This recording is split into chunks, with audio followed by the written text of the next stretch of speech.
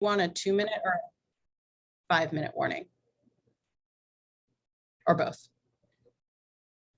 Probably 5. Okay. I'm going to set a timer on my end as well, because I sometimes miss when I'm trying to do the talking in the slides, the time. So Yeah.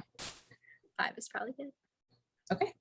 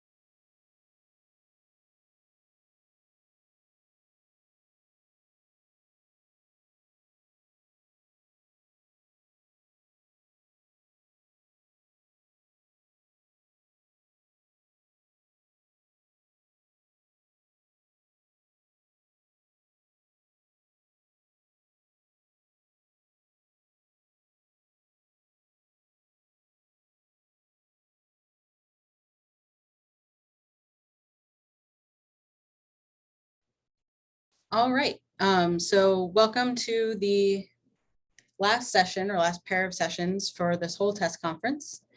So we'll be focusing today on stellar astrophysics.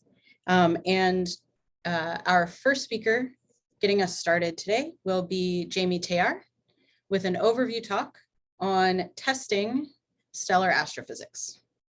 So go ahead, Jamie. Thank you very much. And thank you for the organizers for allowing me to tell you all a little bit more about some of the things that TESS has been doing for stellar astrophysics. So if you're like me, you care about stars because they're interesting. If you look at movies like this of our sun, you see the effects of convection on the surface, that's the little dark and light patches. You see the effects of rotation as the sun spins, and you see the effects of magnetism, these bright magnetically active regions, these prominences and flares on the edge of the sun. So the fact that there's all of this physics going on, and this is just the surface, there's even more physics going on the inside, nucleosynthesis, mixing, chemistry, means that stars are a great laboratory for understanding and testing physical theories. But many of the people in this talk are more interested in stars because they're useful. If you're coming from the exoplanet sides, you're probably interested in your stars because they're exoplanet host stars. You care about knowing the absolute masses, radii, ages of your planets. And to do that, you need absolute masses, radii, and ages of your stars. And if you're coming and you will use those to understand planetary architectures, planetary evolution, really interesting physics on that end. And if you're coming at this from the galactic or extragalactic side, you're probably using stars as tracers of populations. You're thinking about age distributions, you're thinking about nucleosynthesis and chemistry, you're thinking about the history of a population and a star formation rate, galactic mergers, and trying to use stars as the stars that you see and observe as accurate tracers of these past histories. And whatever you're using them for, stars, planets, galaxies, you want the properties of the stars, you need a way to turn the properties that you observe into the properties that you're trying to compute. So more fundamental things like mass, like age, that are harder to measure. Please don't stick.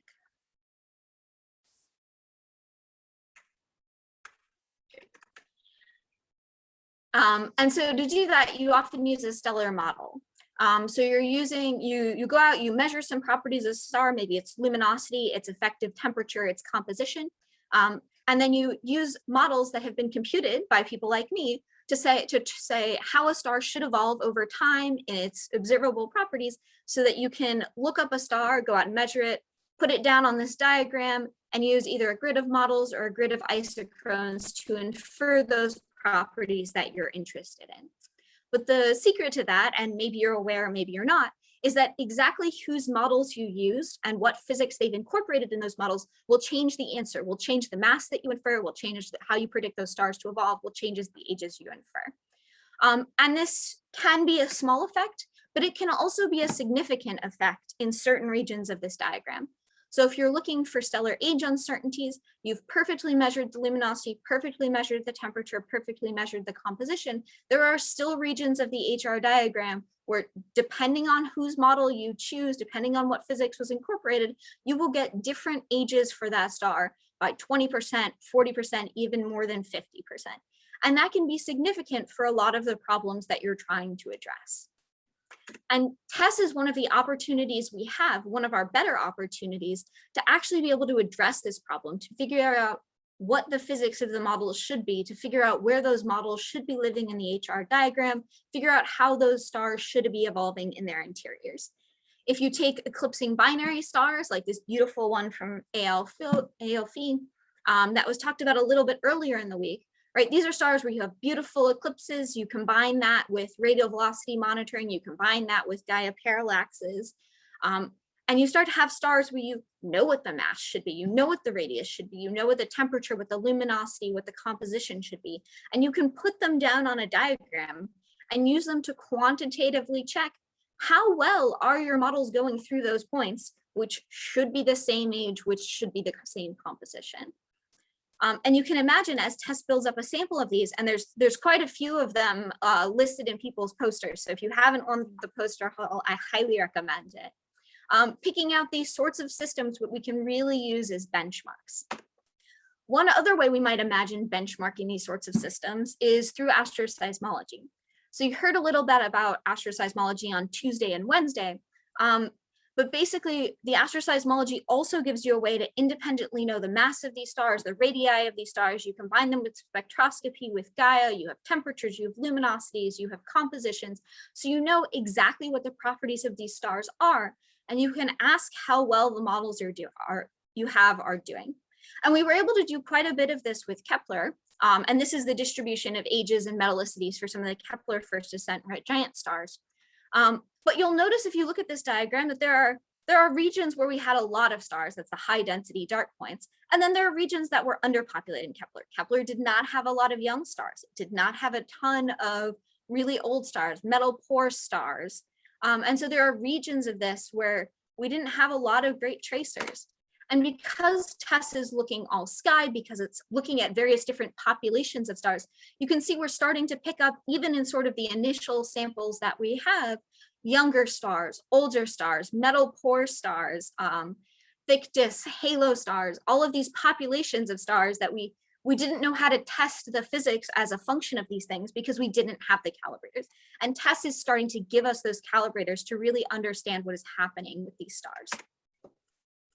And the reason we care so much is because there are regions of the HR diagram, there are types of stars where measuring a luminosity, measuring a temperature, measuring a composition should be enough to give you ages of those stars to better than 10 or 20%. And those are the sorts of ages that you usually only get with a lot more work than measuring the temperature of the star. But if we can calibrate these models, if we can really benchmark them, that's an opportunity that we have to do large samples of very precise ages for a wide range of stars with relatively limited data. But of course, just getting the temperatures of the models right, just getting the stars to look like they're evolving in one plane right, is not the only stellar physics that we care about with TESS. And the beautiful thing about TESS is because it's looking all sky, you can take something like the Gaia color magnitude diagram, and you know that TESS is observing all of these stars in high cadence mode at high precision. And so you can pick a region of the diagram. You can say, I am interested in low mass dwarf stars, G, K, and M stars. Or you can say, I'm interested in a particular physics. I want to know something about rotation and how it evolves over time. And TESS is going to contribute to that. As stars evolve, as low mass dwarfs evolve over time, they lose mass, they lose angular momentum through a magnetized winds. That means their rotation periods at the surface slow down over time. And with Kepler and particularly K2, people were able to benchmark some of these objects. They took clusters where they knew what the ages should be. They combined them, they measured the rotation, they measured the temperature, and people started to make diagrams of how rotation should evolve over time. And there are regions of this diagram where what we had in Kepler and K2 was sufficient to understand the physics of what was going on. But there were also regions of this diagram where we didn't have enough calibrators, or where something clearly interesting was happening in these stars. If you look at sort of the K dwarfs at about a gigayear, you'll notice that they've stopped spinning down. There are clusters at a wide range of ages that all have the same rotation period. And then clearly they start spinning down again. So that's some sort of physics that we don't understand. Similarly, if you're interested in young M dwarfs, if you're interested in old stars, there aren't a ton of calibrators. And because TESS is looking all sky, people are already starting to pick out some of these Gaia moving groups. They're picking out cluster members. They're picking out larger numbers of cluster members than they've ever had before, and actually starting to put more clusters on this diagram to build up these samples to really start to understand how rotation is evolving over time and what that means for the physics of angular momentum transport and angular momentum loss. And it's not just in kind of the low mass stars where we had some data from Kepler. We can also push into regions where people really weren't looking with Kepler, right? As you move towards more massive stars, at some point, the surface convection zones for these stars should get thinner and thinner. You should stop seeing this spin down over time. We always sort of had data from V sin I's from a long time ago that said, yeah, at some point the stars start rotating faster, they don't spin down anymore. But Kepler wasn't particularly interested in that region of stars, and so they didn't target very large numbers of them. And so with TESS, even in the continuous viewing zones, you can already start to see that there are large populations of stars that are kind of in this regime where the angular momentum mechanisms are loss and transport mechanisms are changing, where the winds are going away. And you can see that there's gradients and there's physics in that. The unfortunate thing that's been hindering some of the rotation science we want to do with this is the fact that TESS is having a lot of trouble measuring rotation periods longer than about 13 days. Even in the continuous viewing zones where you have the data that you think you should need, if you take stars where you can predict what the rotation velocity or what the rotation period should be, you find it's very hard to detect those longer rotation periods thus far with traditional measurements. Now, there are people who are working on alternative techniques or pushing the data, people who are working this from a machine learning angle, trying to learn the systematics as well as the data, as well as the rotation periods simultaneously, in hopes that we'll be able to fit this. As people are reprocessing, improving the test pipelines, that's also going to help this. But I think this is absolutely a place where we want to expand into, to be able to do longer rotation periods, long, slow signals with TESS. And I think that's really going to open up a huge range of options where we're currently scratching the surface. People are doing very well for younger stars, but are having a lot of trouble with the older stars. And of course, rotation is interesting in and of itself, but we also use rotation as a tracer of magnetism in stars. And rotation is not the only tracer, right? We think rotation and activity are correlated. Because TESS has this high cadence data and continuous monitoring, you can see when a star has a flare. When magnetic reconnection events happen, the star gets very bright. You see a characteristic shape that you can pick out in light curves. And people have started doing this with TESS with very large samples. And so you can think not only, oh, this star has a flare, but what is the distribution of flare rates? How does the distribution of flare energies change as the mass of the star changes, as the temperature of the star changes, as the age of the star changes? Trying to map out those magnetic field, those magnetic topology connections to understand something about magnetism in stars, using not just our own sun as a benchmark. And one of the real promises of TESS is because the stars that it's looking at are so bright and also happening now, People cannot just say, oh, I saw a flare, that's all I know about it. People are really starting to push this to look at flares across a wide range of wavelengths, thinking about, X-ray, UV, optical, infrared, all the way down to the submillimeter and radio, trying to study these like we study magnetic reconnection and flares on our own sun, to understand something about the physics of what is actually happening that's causing these flares to occur. And then combining that with the rotation data, trying to look at where on the stars these flares are happening. For fully convective stars, it seems like they're happening at a different latitude, at a different frequency, at a different place than they're happening in our own sun. And so trying to figure out what the connection is, what that means for the magnetic dynamo, what that means for the magnetic structure, is going to be one of the real opportunities of TESS, because you don't just have to say, oh, well, I saw a flare, that's all I know about it. You can really dig into that data, have exquisite data, and push it further than that, take it the next step. And it's not just the low mass stars where we're learning something about the physics of rotation. As you push to slightly more luminous stars on the subgiant branch, these stars have kind of finished the end of their main sequence lifetime. They're crossing towards the giant branch.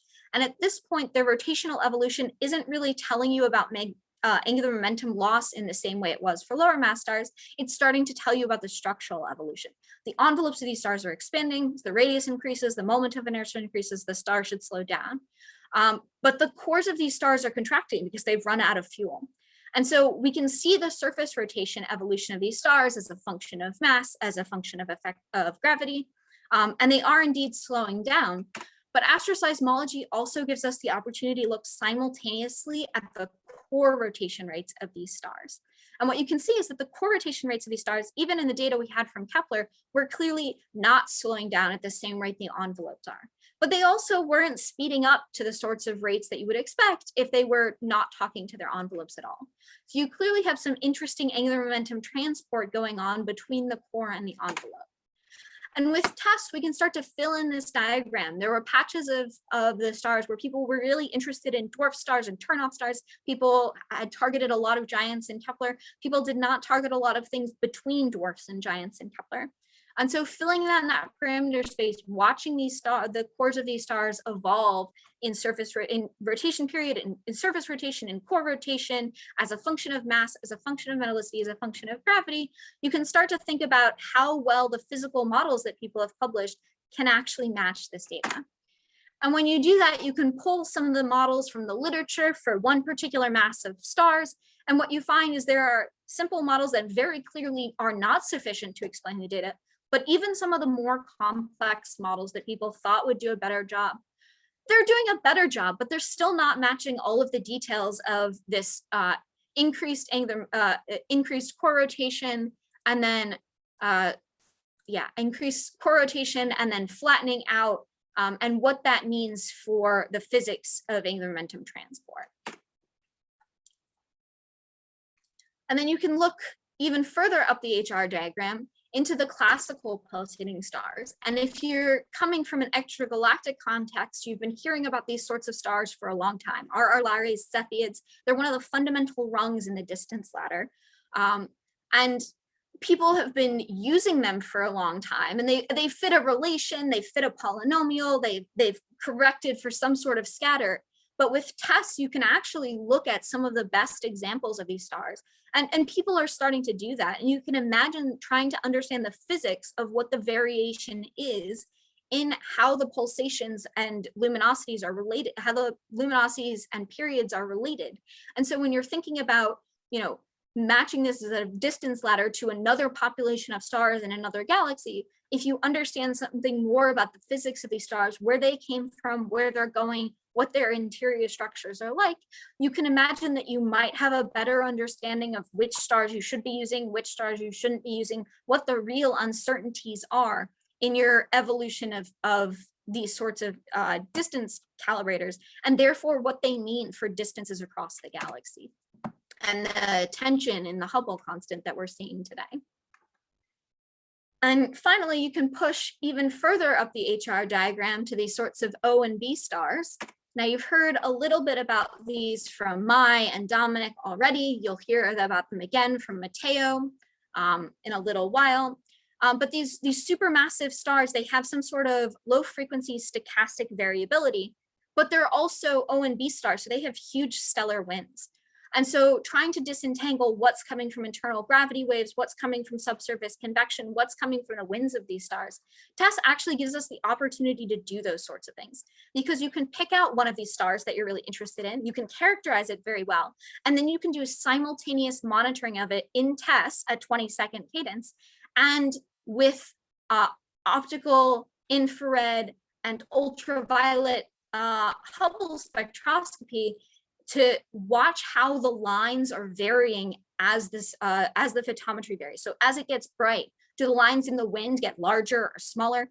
Can you disentangle the physics of how those things are happening at the same time? And you can actually make little GIFs and movies of this, of how the individual lines, which should be correlated with one physical process or another, are varying as the photometry varies. And so it's trying to disentangle the physics of the stars. And this is one case, but you could also imagine doing this in other cases, right? If you're interested in lower mass stars, their radial velocity variations are telling you something about convection, they're telling you something about rotation, they're telling you about something about magnetism, but they're also in the way of you finding small planets because the stars are jittery. And so if you can understand and disentangle the physics of what's happening and how to connect to the photometry and the spectroscopy and the detailed physical processes, TESS gives us the opportunity to learn something that we've never been able to learn before, because we've never had this much data all at the same time for these sorts of stars that we really understand. And so hopefully I've emphasized to you the promise of TESS, that really it's this high cadence photometry, it's these long baselines. As we move to shorter and shorter cadences, shorter and shorter FFIs, longer and longer baselines, right? You're starting to get data that you've never had before, and you're starting to be able to use it in ways you've never been able to before. You can look over a wide range of stellar types. You can, so if you're interested in a particular type of star or a particular physics, you can really drill into that. And then you can supplement it with complementary data from things like Gaia, from things like spectroscopy, from things like Hubble, and simultaneous data, where you're doing time domain spectroscopy and photometry and really trying to put these pieces together to start thinking of other stars, not just as unresolved points of light out long in the distance, but as individual dynamic suns, not unlike our own, that really can give us insight into studying the processes, the physical processes that we've, been studying on our sun for a long time. We actually can start to see those on other stars and to separate them, not just combine them all together, but to separate them, to think about convection, to think about magnetism, to think about mixing, to think about rotation, all together holistically, to put together these samples of stars. So hopefully I've excited you about the process of stellar physics, and I'm happy to take any questions. Excellent talk and perfect timing, by the way. So as a reminder, I forgot to say it at the very beginning of the session, all your questions should go into Slack. We're in the Stellar Astrophysics channel. Hopefully it's the end of the week and everybody's kind of gotten used to that by now. And while we are waiting for those, I guess I'll start with a question. I'm really intrigued by the internal angular momentum transport at the turnoff, because I'm used to thinking about that in some way much younger. Can you talk a little bit more about that? And maybe, I don't know if what mechanisms might be involved is something we can answer right now. Yeah, I wish I could tell you what mechanisms are involved, but I don't know. It's probably some combination of internal gravity waves, magnetic fields, and hydrodynamic mechanisms. But the timescales for these subgiant stars are not the same as the sort of recoupling timescales you would compute for these lower mass kind of young stars. And so I don't know if that's a different set of physics that's happening or just a different, because the structure of the star is so different, the timescales are going to be different. But I'm really hoping that we can use those kind of pieces of information to start disentangling, because if you can measure the surface and you can measure the core and you can watch how quickly they're evolving on the subgiant branch, you can put those timescales for individual stars. And I'm really hoping that will allow us to crack it, because it's been extremely frustrating knowing how the stars are evolving and not being able to figure out why. Awesome. I'm looking forward to those results. So we do have a question in the Slack from Michael Fasno. Can you say in more detail what is limiting detections of longer rotation periods in the CVZ? And his particular question is about, what are the challenges for a long cadence or long baseline like this? I think it's something about the systematics when it does those breaks every 13 days. Something about that is really throwing off our ability to measure signals continuous along that point. We've tried doing the sorts of things we did in Kepler to stitch together data gaps, to fit a polynomial, to take out the detrending, to look for, we're trying to use the co-trending basis vectors to deal with the background. And something about that is not yet good enough to get these slower, long amplitude signals. Something about the pipelines are crushing them. And I keep looking around because I know somebody's going to figure it out at some point, but I have yet to see anybody publish rotation periods longer than about 10 or 20 days. And so it makes me feel a little bit better because my graduate student, Ellis Avalon, who I've been working with, worked really, really hard. And I was like, oh yeah, this would totally work. And she worked really, really hard and could not get it to work. And the fact that it wasn't just us, but it seems to be a general problem makes me think it's something about the pipeline processing. And I don't know exactly what the answer is going to be. Maybe the answer is going to be to normalize things using some sort of other data, like continuous ground-based data that people are using for transient surveys, and use that to catch kind of these slow variabilities and 0 point everything together better. But I don't know, and I hope somebody has figured it out, but I haven't seen it yet. So if you have figured it out, please let me know. Yeah, I'm waiting for someone to figure that out as well. So Hans Kjeldsen asks, thanks for the overview. The error in age is, of course, important to understand. How much of this is systematic errors and differences between models, and how large of a fraction is uncorrelated? How large of a fraction of the error, I guess, is uncorrelated? So most of the error I've been talking about here is the sorts of systematic errors that are coming from the difference in modeling choices. Because as Hans probably knows, in Aarhus, they've been running a lot of comparisons trying to understand if you get people who are running models to use the same physics, do they get the same answer? And to much better approximation, they do. There's still a few numerical things going on, but generally they get pretty consistent answers. But as you start to tweak the physics, I think that's really, in most of the places in the HR diagram, what the dominant uncertainty is. And I think people have been so used to the data having errors that are larger than the models that we need to make this transition to where people consider the models as uncertainties in themselves and start folding them into their error propagations, because I think it's becoming a significant term. And I'm hoping we'll be able to fix it, but I don't think we're there yet. Awesome. So thank you again. We're going to move on to our next speaker, but if anyone has any other questions for Jamie, please post them in the Slack and go ahead and tag her. So our next speaker will be Tharindu Jayasinghe, who will be talking to us about looking for a unicorn, discovery of a nearby mass gap black hole candidate. So please go ahead. Thank you so much, Stephanie. And thank you so much for the organizing committee for having me here. Hi, everyone. My name is Tharindu Jayasinghe. I'm a PhD candidate at the Ohio State University, and I'm also a team member of the Assassin Collaboration. So today I will be talking to you about our discovery of a nearby mass gap black hole candidate. So our story starts with massive stars in the Milky Way. As these massive stars evolve and die, they leave behind compact stellar remnants all over the galaxy. These compact objects include neutron stars and black holes. To put some numbers into context, there are an estimated 10 to the 9 neutron stars and about 10 to the 8 black holes scattered all over the galaxy. Some of these compact objects are relatively easy to find. For example, neutron stars and black holes in X-ray binaries are bright X-ray beacons that can be promptly identified using X-ray telescopes. Other discoveries have come from pulsars that are discovered in radio observations. More recently, merging compact objects have been identified through gravitational wave observations from LIGO and Virgo. However, most compact objects are much more difficult to find. This is because these non-interacting black holes and neutron stars are electromagnetically dark when they are in quiescence and are not interacting with a companion. So what does this mean? we have barely touched the surface when it comes to the discovery of these objects. As illustrated using this image of an iceberg, our current consensus of compact objects is a biased sample. This is because the sample only probes a narrow range of parameter space in orbital properties, for example.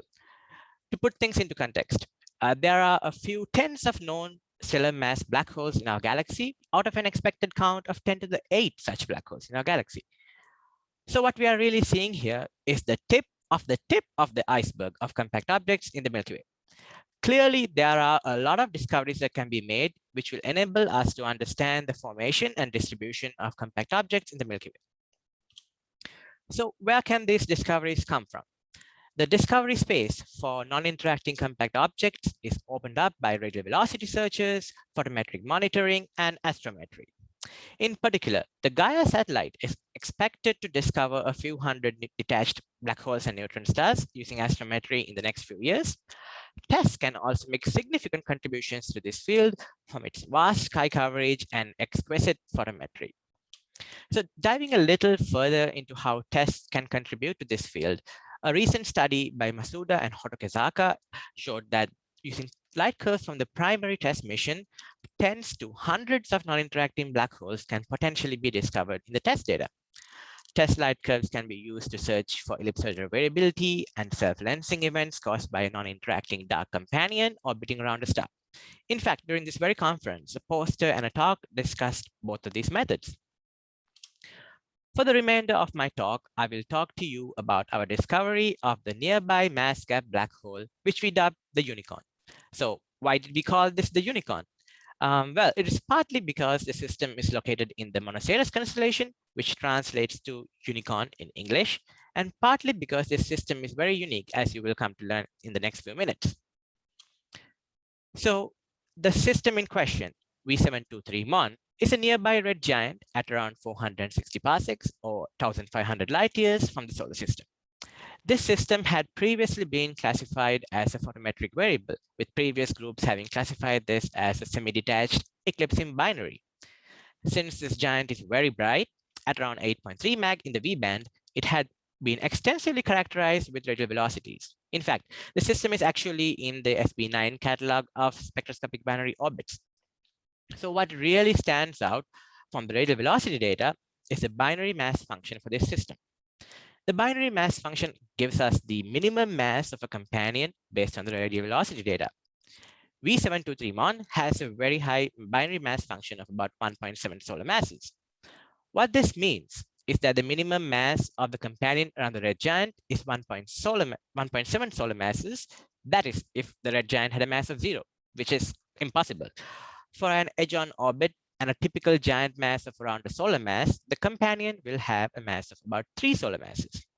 So this immediately raised the question, is the companion to V723MON a compact object? A 3 solar mass luminous companion would be quite obvious if we looked at the SED, for example. Because of this high binary mass function and the possibility of a compact object companion to the giant, we decided to take another look at this interesting system. To determine the nature of its photometric variability, we obtained B band, V band, Kelt R band, and 2 sectors worth of test data. So it immediately became clear to us that this was not a semi-detached eclipsing binary. In fact, what we were seeing here was ellipsoidal variability in all the light curves. As illustrated here in this animation, ellipsoidal variability occurs due to the tidal deformation of the visible star due to the gravity of its companion. The telltale sinusoidal signature of an ellipsoidal variable is because the amount of flux changes over the course of the orbit. We see the star side on twice and edge on twice during its orbit, and this is why we see 2 maxima and 2 minima in the light curves. Since we are now confident that this system is an ellipsoidal variable, we use binary modeling software to fit the light curves and derive various parameters, including the masses of the components for the system. So here we use 2 different binary modeling tools, Phoebe and LC, to fit the light curves using constraints based from a Keplerian orbital fit to the radial velocities. In summary, we find that the system is a near edge-on 60-day circular orbit. The mass of the red giant is about a solar mass, and the companion has a mass of about 3 solar masses. Both Phoebe and LC yield similar results. Another independent validation of the orbital inclination and component masses came from the radial velocity data. So we found out that once we fit a Keplerian orbit to the radial velocities, there were significant correlated residuals. This can actually be seen in both these figures.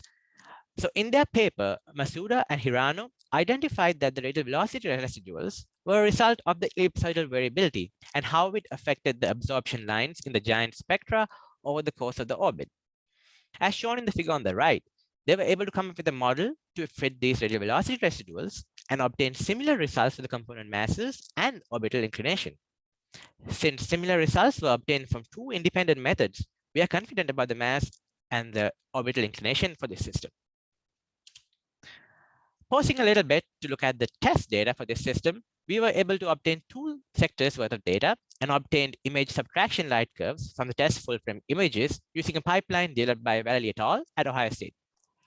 Since this is a very bright target, the TESS data is very, very nice. As you can see here, once we subtract the best fit ellipsoidal variability model from Phoebe, we see that there are interesting residuals that remain in the data. We speculate that these could be astroseismic in nature, but more work really needs to be done to confirm this.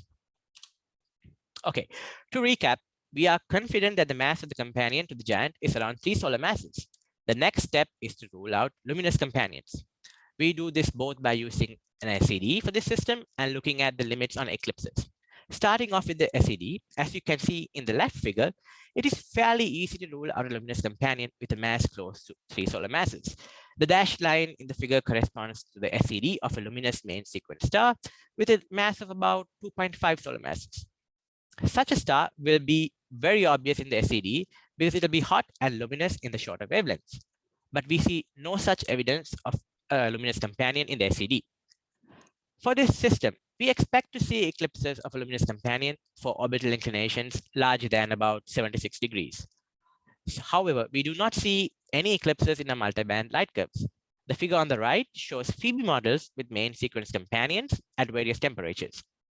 And if such a luminous companion existed, we should have seen eclipses in the data, but we do not. Based on the SED and these eclipse limits, we are able to stringently rule out single luminous companions with masses greater than about 0.8 solar masses and binary companions with masses greater than about 1.5 solar masses. Since we ruled out luminous main sequence stars, we looked at all the possibilities for the companion, including compact objects like neutron stars and white dwarfs. And our simplest explanation is that the 3 solar mass dark companion to V723 is a single black hole in the lower mass gap. This so-called mass gap was named as such because there is a scarcity of compact objects with masses between the most massive neutron stars observed, which is about 2.2 solar masses, and the least massive black holes observed in X-ray binaries, which is about 5 solar masses. More recent observations from both LIGO and work like ours have started to find compact objects in this mass gap. So more work really needs to be done to determine whether this mass gap is physical in nature or whether it's just an observational bias. So the unicorn black hole is in fact the closest black hole observed to date and also one of the smallest. It is clear that the discovery of this unicorn will help astronomers study the formation of compact objects in the mass gap. And we are continuing to pursue more observations of this target, so please stay tuned for more interesting results. And in conclusion, we have discovered the closest mass depth black hole at around 460 parsecs from the solar system. I will end this talk here and leave this summary slide up while I take questions. Thank you. All right. Thank you very much for a great talk. You actually ended a couple of minutes early, so I don't know if there's anything else you wanted to add really quick since you have about 2 more minutes, or we can jump straight to questions either way. We can go to questions if there are any. Okay. So once again, folks who have questions, please ask them in the chat. And while folks are adding those, sorry, someone did already add one. Kevin Schlafman asks, how did the system remain bound after the supernova that presumably formed the candidate black hole? It seems like the binary system would have lost more than half of its mass as a result of the supernova explosion and therefore should have become unbound. That is a great question. We have not explored that part of the history of the system yet, but yeah, I think it's a very interesting avenue of research that should be looked at. Okay. And then I'll ask my question. So when you're looking for things like ellipsoidal variation. Never mind, we'll go to the chat. Michael Fastnaw asks, does a system like this produce any kind of lensing signal? Can that help with your investigation? That's again a great question. So we actually looked for a lensing signal from this system, but we were not able to find any. And when you do the math, the expected amplitude for this particular system is too small for it to be detected. And if you're looking for, say, ellipsoidal variation or self-lensing, are you just counting on there either, are you modeling light curves? Are you counting on there being RVs in the literature that you can use to constrain them when you're doing these searches? That's a great question. So ellipsoidal variability on its own is not enough to constrain this system. So you really need to follow such systems up with radial velocities. And that is the most expensive part of a project like this, because it's very hard to get radial velocities.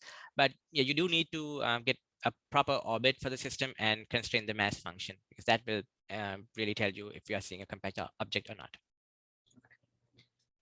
Jonathan Labadie-Bartz asks, interesting system. Any idea if there would have been binary interactions in the past, tides or mass transfer? That's a great question again.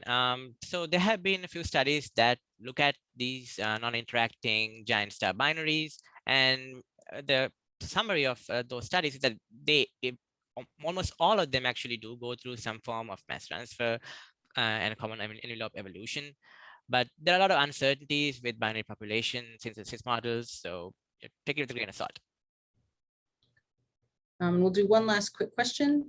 Tansu Dailan asks, could the black hole be the result of a previous merger of two neutron stars to properly place it in the gap, or is that dynamically impossible given this system structure? So that's again a great question, and that's something that we explored when we were writing the paper. But we figured out was that it seems to be a little impossible dynamically for such a system, such a explanation for the black hole, but it's really hard to say. Okay. Well, thank you again. If anyone has any other questions for Tharindu, please post them in the Slack and tag him so that he can see them. And we'll go on to our next speaker, who is Daniel Huber, talking about the 22nd cadence view of solar type stars and planets with TESS. Okay, thank you, Stephanie. Hello, everybody. So I will be talking about the 22nd cadence data from TESS, which is a new data product that became available in the extended mission. And I'll hopefully be able to convince you today that the 22nd cadence data has a lot of promise, both for stellar astrophysics, which is of course the topic of the session, but also in general for all kinds of science that you may want to do with TESS, both in the current extended mission and in future extended missions. So to kick off, just a little bit of motivation. Why is fast cadence important? Why are we not just happy with 2-minute cadence data? There are many reasons. The most obvious ones are that you want to measure transit shapes more precisely. So this is a plot from one Vincent van Halen's papers in 2015 showing the degeneracy that exists between the impact parameter and the eccentricity. So if you can measure particular transit durations, the ingress and egress durations precisely with fast cadence, you can break these degeneracies. For example, if you have independent stellar parameters, you can even constrain orbital eccentricities just from transit light curves alone. So in addition to this, of course, if the transit duration is short, for example, if you're looking for planets around white dwarfs, Andrew Vanderberg talked about this earlier this week, then fast cadence is also important. Another reason is asteroseismology benefits from fast cadence. So this is a power spectrum of the sun. So each of these peaks is an oscillation mode that we use to infer the interior structure of the sun. And this dashed line here is the Nyquist frequency for 2-minute cadence. So this is basically showing that this Nyquist frequency is very close to the power axis that you see. And that limits, basically, if you have a faster cadence, you can unambiguously determine higher frequencies. And in addition to this, you avoid, by having fast cadence, you avoid amplitude attenuation, which basically occurs because you're smearing over the signal over time. And so for 2-minute cadence, you would get about 50% attenuation at 3,500 microhertz. And hence, fast cadence improves the signal to noise. There are a wide range of other science cases, of course, that benefit from fast sampling. Flares is one of them. Medina will talk about this later in this session. So as I've mentioned, TESS has now observed lots of stars in 22nd cadence. This is an HR diagram showing solar type stars, about 4,000 of them, where we have 22nd cadence data up to, I think, sector 36. There are lots of white dwarfs that are not shown here. Of course, these are also observed for asteroseismology. and for transit searches. But using this sample, we can now start to ask some basic questions. For example, how well does the 20-second data do compared to the nominal 2-minute data that we used from the nominal mission? And so to answer this question, we did a simple experiment. We took the 20-second data and we binned it to 2-minute cadence, calculated the light curve RMS, and compared that to the RMS of the original 2-minute data, which is also provided for the same stars. So this is showing in this plot, this is the time domain scatter on the y-axis as a function of test magnitude. And in blue are the 20-second data binned to 2-minute cadence, and in red is the original 2-minute cadence data. Gray are stars that are likely dominated by stellar variability, so that the RMS is driven up by eclipsing binaries, stellar pulsations, and so on. And if you look closely, you can see that the blue points systematically fall below the red points, especially for the bright stars.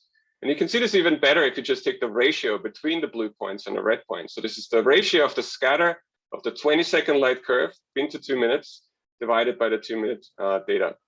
And you can see that there is a strong improvement in the precision of the 20-second data as a function of test magnitude. It's about 10% better at 8th magnitude, up to 20% and even larger, better at about 6 magnitudes for the brightest stars. Conversely, for the faint stars, so about 12 magnitude and fainter, the precision between the two is about equal. So you might ask yourself, of course, what is causing this? Why does the 20-second data show better photometric precision than the 2-minute data? And the answer to this is, it's complicated, but I'll try to explain it briefly, and many TESS members in the audience can probably do a much better job than I can. But basically it boils down to the difference in how the cosmic rays are treated between those two data products. In 2-minute data, the cosmic rays are mitigated on board. So there's an onboard cosmic ray mitigation algorithm as described in the TESS handbook. And for 20-second data, cosmic rays are corrected in post-processing. And this is described in John Jenkins' poster at this conference. And so the reason for the improvement is that these two methods perform differently in the presence of pointing jitter from the spacecraft. So this is the same graph that I've shown before. So the scatter of 20-second data divided by 2-minute data as a function of test mag for a single sector, but for two different orbits that show significantly different pointing jitter. So the blue one has higher pointing jitter than the orange one. And you can see that the improvement of 20-second data is significantly better for the higher pointing jitter orbit. And so that implies that the efficiency of the onboard cosmic ray mitigation algorithm decreases for bright stars due to pointing jitter. So basically, as the stars get brighter, small shifts in the pointing jitter lead to large changes in pixel values, and the onboard algorithm is simply too aggressive and throws those points out. This is in fact consistent with pre-flight simulations. So Sackbert Thompson and collaborators have an unpublished memo describing, in fact, this effect. And it's important to note that the onboard cosmic ray mitigation is still very important for the 2-minute cadence data and for providing the precision that we're used to in the nominal mission. But it is now with the 20-second data where we can actually do better and disentangle these effects and correct a bit better for the effects of pointing jitter because we have this resolution, the time resolution. So even though even if that didn't make a lot of sense, the main takeaway really from this is the 20-second data yields improved light curve precision for bright stars, irrespective of the timescale of variability. So it doesn't matter whether you're interested in transits, asteroseismology, flares, or whatever. If you have a bright star, 20-second data will give you improved light curve precision up to 10%, or even 20%, depending on the brightness of the star. Now, you might ask yourself, okay, do I have to care about 10 to 20% better precision? Is that a significant effect for the science that I want to do? And so in the next few slides, I'll show you a few first science results that we've derived using 20-second data that were enabled by 20-second data because of this increase in precision. And I'll start off with asteroseismology. Of course, it's something near and dear to my heart. So here are 3 stars, power spectra using 2-minute data of 3 solar analogs. So these are stars with spectral types very close to the sun. And just as a reminder, what we're looking for is shown here. So this is a power spectrum of the sun, showing these regularly spaced peaks. And if you squint, you might convince yourself that maybe you can see regular spacings in the star here in the left, and maybe even in the star in the middle. But the signal really only pops out clearly if you calculate the power spectrum using 20-second data. So this is the same sectors, but instead of using 2-minute data in blue, we use 20-second data in red. And you can clearly see a dramatic increase in signal to noise for the star in the left and for the star in the middle. And for the star in the right, you can actually now see the oscillations, which was not possible using the 2-minute data alone. And again, that's basically a consequence of the improved precision and the reduced amplitude attenuation, both made possible by 20-second data. Now, as many of you know, we can derive very good stellar parameters using asteroseismology, which we have done for these 3 stars. We have very good error bars on these. So the 1% radii, 3% masses, 1% densities, 20% ages. This includes systematic errors from different methods and model grids. And these stellar parameters are really important. The benchmarks for stellar astrophysics, as Jamie mentioned earlier, there were also talks, Travis Matkoff talked about the understanding of ages, stellar ages with stellar activity cycles and rotation. There's also a poster by Mariam Said that looks for more of these benchmarks in the Kepler data set. So having these bright nearby stars with precise fundamental stellar parameters is really important and enabled now systematically with 20-second data. Now, for the exoplaneteers in the audience, you might notice, you might recognize this name up here. So the star on the right is Pi Mensae, and Pi Mensae is, of course, famously the first exoplanet, transiting exoplanet discovered by TESS, Pi Men C. There was actually a flurry of papers on this system over the last year, and that's because it has this fascinating architecture of a transiting sub-Neptune-sized planet that's close in, and an outer massive non-transiting planet on an eccentric orbit. And we now know, thanks to these studies, that the 2 planets are actually misaligned with each other, so they have a high mutual inclination. And we know that the inner transiting planet is also misaligned with the spin axis of the star. So this system has a fascinating dynamical history that can tell us something about how these close-in sub-Neptunes that are so common might be forming. And so now, in addition to all this bounty of information, we now have asteroseismology of the whole star, detailed asteroseismology. In fact, Pi Men C is now the closest transiting exoplanet for which detailed asteroseismology of the whole star is possible. This is shown in this plot made by Ashley Chontos. So this is in the y-axis showing the stellar radius versus the distance for all astroseismic exoplanet hosts. The field symbols are the ones that have transiting planets. Kepler, of course, did a lot of work here, but they were far away and quite faint. And Pi Men is now the closest one, at least until 55 Cancri, 20-second data comes down that will perhaps take over that trophy. Anyway, so we reanalyzed the Pi Men system. We performed a joint fit. We used the exoplanet package, but then from a Mackie footage, we did a joint fit of the TESS 20-second data. The beautiful espresso radial velocities, high precision RVs published by Damasa and collaborators that constrain the mass of Pi Men C. And putting all this together, the precise stellar parameters and the photometry and the RVs, we actually put a very tight constraint on the eccentricity of Pi Men C. So this is this blue posterior shown here. We constrain it to be less than 0.1. And that basically tells us that Pi Men C is very likely in a low eccentricity orbit that has many important implications. For example, if it formed via a dynamical high eccentricity migration, it implies that it must be very efficient tidal dissipation over the 4 gigayear timescale that the system existed for Pi Men C. Another important implication of our study in terms of exoplanets, and this is something that a lot of talks have covered in this conference, it's the planet radius valley. So the separation between the sub-Neptune-sized planets and the Earth-sized and super-Earth-sized planets. Our study actually places Pi Men C at the upper edge of this valley. Previous studies might have suggested that it might be in the gap. And that basically confirms that the planet radius valley, if you only look at planets that have been observed with asteroseismology, is empty. And that has implications as to how that planet radius valley might have formed. It also has implications, of course, on the atmospheric composition of Pi Men C. Okay, and now in the last minute or so, I want to briefly talk about a 20-second data in the extended mission. Of course, what I showed here today is just the tip of the iceberg. This is a gallery of all the 20-second data that's already out there, showing both transiting planets and astroseismic detections, and in both cases comparing 20-second data in blue to the 2-minute data in red. And in all, I won't talk through these in detail, but the takeaway is in all of these, the signal to noise improves, both for the transits and for the astroseismic detections. And in many cases, 20-second data makes an astroseismic detection possible that wasn't possible or barely possible with 2-minute data.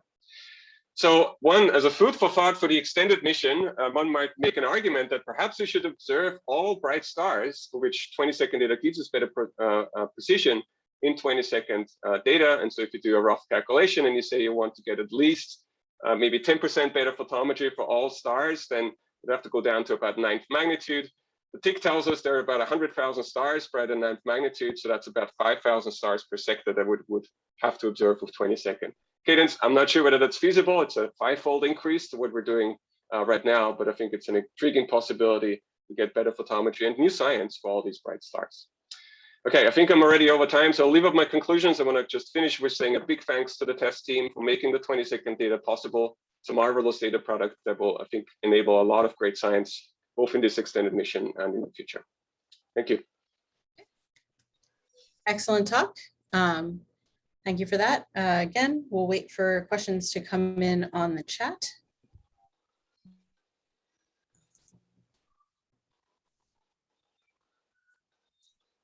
I feel like you answered my questions as we went through, so I don't have a chair's question right now. You're very faint to me, Stephanie. I'm not sure whether that's just me, but I can barely hear you. Oh, odd. Okay. Is that better? Yeah, it's better now. Okay.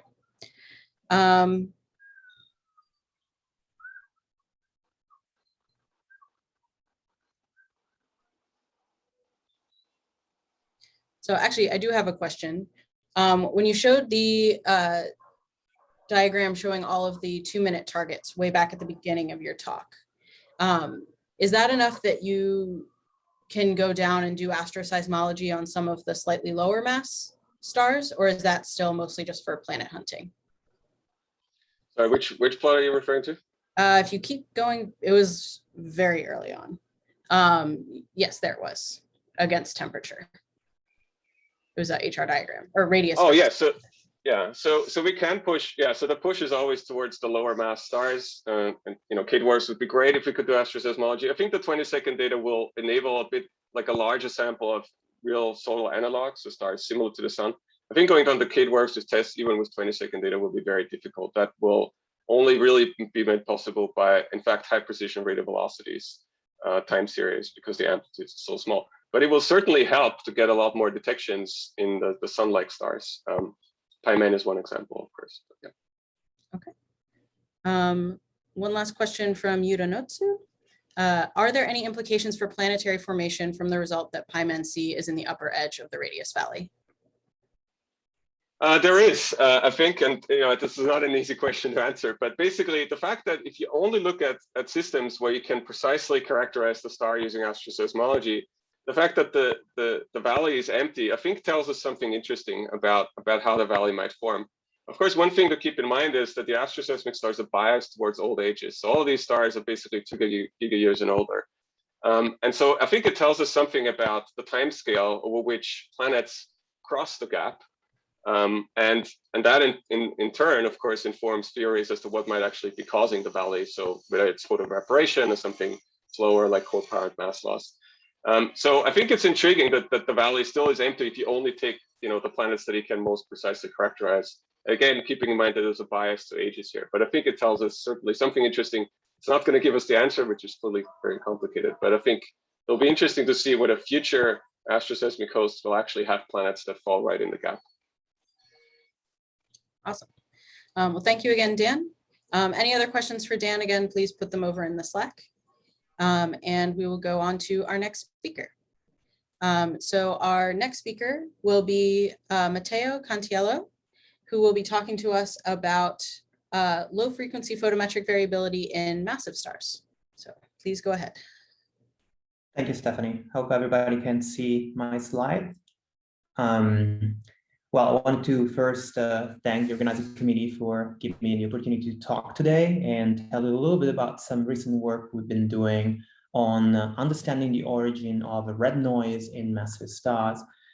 This is a phenomena that's been discovered in recent times, and definitely TESS helped a lot trying to direct theorists in understanding a little bit what's going on in these more massive objects. So when I talk about red noise or stochastic low frequency variability, and I'll use these two terms interchangeably during the talk in early type stars, I'm talking about the excess in power at low frequency that is observed almost ubiquitously in massive stars. As you can see here, this is from a paper from Dominic Bowman, and you can see that the excess power at low frequency is usually fit using a model, a Lorentzian model.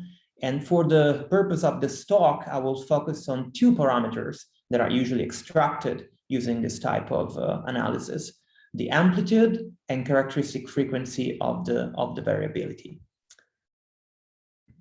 Now, thanks to the work of Dominic, we now know that this stochastic low-frequency variability is an ubiquitous properties of early type stars.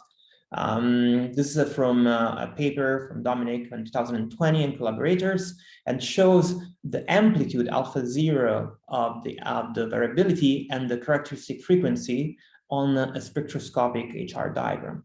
You can see that those targets show a trend in increasing the amplitude of variability for stars that have larger luminosities and lower temperature, and also the characteristic frequency as structure in the data, showing like higher characteristic frequencies for hot, more luminous objects. And obviously these are like the type of data you want to see as a theorist, because it gives you a clue of what is the process that might be driving this type of variability. Now, the other interesting ubiquitous property of the surface of massive stars is macroturbulence. Earlier in the week, Dominic already gave a very good introduction to the topic of macroturbulence. This is a broadening of spectral lines. This is something characterized by spectroscopists, and it's caused by velocity fields in the photosphere that have correlation length larger than the line-forming region. Interestingly, in massive stars, this line can be fit better by a velocity function that has both a radial and a tangential component, as opposed to isotropic one. However, we don't know if the radial component or the horizontal component dominate. What we know, though, is that the typical velocities observed for these macroturbulent velocity fields is in the range 20 to 100 kilometers per second, so pretty sizable. Now, why I'm bringing up macroturbulence, as Dominic mentioned, there is an interesting, and this is a result from one of his papers, is there is an interesting correlation between the amplitude of the red noise and the amplitude of macroturbulence. So this suggests that maybe there is a common origin to these two phenomenology at the surface. And this is the type of lead that we're going to follow. Now, to understand a little bit better what kind of phenomena we want to discuss from a theoretical perspective, we're going to look a little bit better at the structure of these stars. Because during the week, we heard people working on all type of stars and planets. And people who usually focus on planet work mostly on stars that are low mass or with masses comparable to the mass of the sun. And these objects usually are either fully convective or have well-developed surface convective regions. However, the stars that we're dealing with today are early type, and they have a convective core and only thin subsurface convective layers. And this also gives a little bit of a clue on the possible origin of surface perturbation. As Dominic discussed earlier in the week, one possibility is that some internal gravity waves triggered by turbulent convection in the core propagate and make their way to the surface. The other possible scenario is that these subsurface convective regions close to the surface are stirring the plasma and producing effects on the surface themselves. And today I will focus mostly on this second idea, since Dominic already did an amazing job at discussing the possible internal gravity wave from the core scenario. The first thing I want to show you is a 3D radiation hydro of a 35 solar mass star on the main sequence, showing the full developed 3D manifestation of these subsurface convective layers. This model was run by Yante Jiang, and it was run with Athena++, which is a code using a radiative transfer module, including the variable Eddington tensor method. This is a slice of a 3D spherical geometry simulation. As you can see, and this is, by the way, the simulation only includes the outer layer of the star, doesn't include the core, shows that the surface of the star is very well stirred by this subsurface convective region that actually is able to affect directly the photosphere. The photosphere is turbulent, the surface of the star is not quiet, but it's variable, and the velocity fields that are observed in this model are order of 100 kilometers per second. Now, one problem with this type of models is that these are very expensive. It's not possible to explore the whole parameter space. And so if you want to understand, for example, what are the trends in the predicted velocities or timescales of the variability, this is not possible to be done in 3D.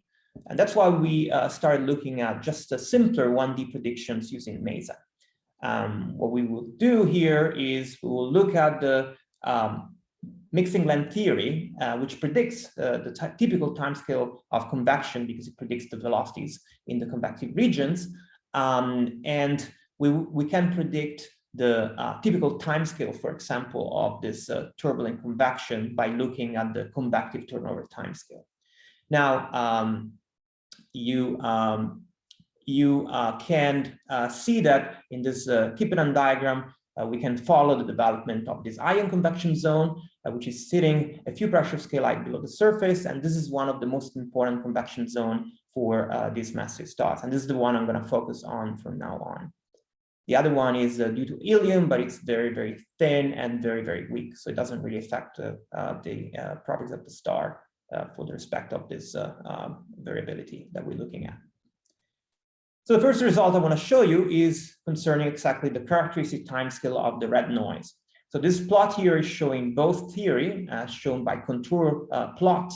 And here we're showing on a spectroscopic HR diagram predictions for the characteristic frequencies in our models. And you can see that we predict higher characteristic frequencies at high luminosity and high temperature. And then we see a decrease of the characteristic frequency with both a decreasing temperature and decreasing luminosity. And this is the same trend that is observed in the data, the circles here. And even like we can match ballpark the values of the characteristic frequency. So both time scales and the trends are matched. The second result is the amplitude of the red noise. And here what we're showing is the predicted ratio of the convection, the flux in the convective region respect to the total stellar flux. And you can see here again that we can match the trend of increasing amplitude of the variability with increasing luminosity and decreasing temperature in this case. Now, the third result, and as you can expect this because there is a correlation between macroturbulence and amplitude of the red noise, is that also the prediction from this subsurface convective region from 1D can match the observed trend in the macroturbulent velocities as observed for these stars. Now, remember also that not only the trend, but for one case, for the 3D simulation that I showed you earlier, we can actually reproduce the typical observed amplitude. If you remember, it was a 35 solar mass model. So right here in the ballpark of these objects here, the data, and the value that the simulation shows is about 100 kilometers per second, which is right in the ballpark value of what is observed. So this is a promising showing that this idea of subsurface convection can actually do a good job in reproducing the observed properties of this macroturbulence and variability, red noise variability. So now you heard from me that subsurface convection can do the trick. You heard from Dominic that core internal gravity waves can also do the trick. You heard that maybe both can do the trick. So what's going on here? First of all, let me say that it's possible that maybe in some case both can have an impact. I'll be very skeptical if in all stars both phenomena are like driving the same amount of variability, just because it's true that the luminosity of the star drives both convection and in the core and below the surface.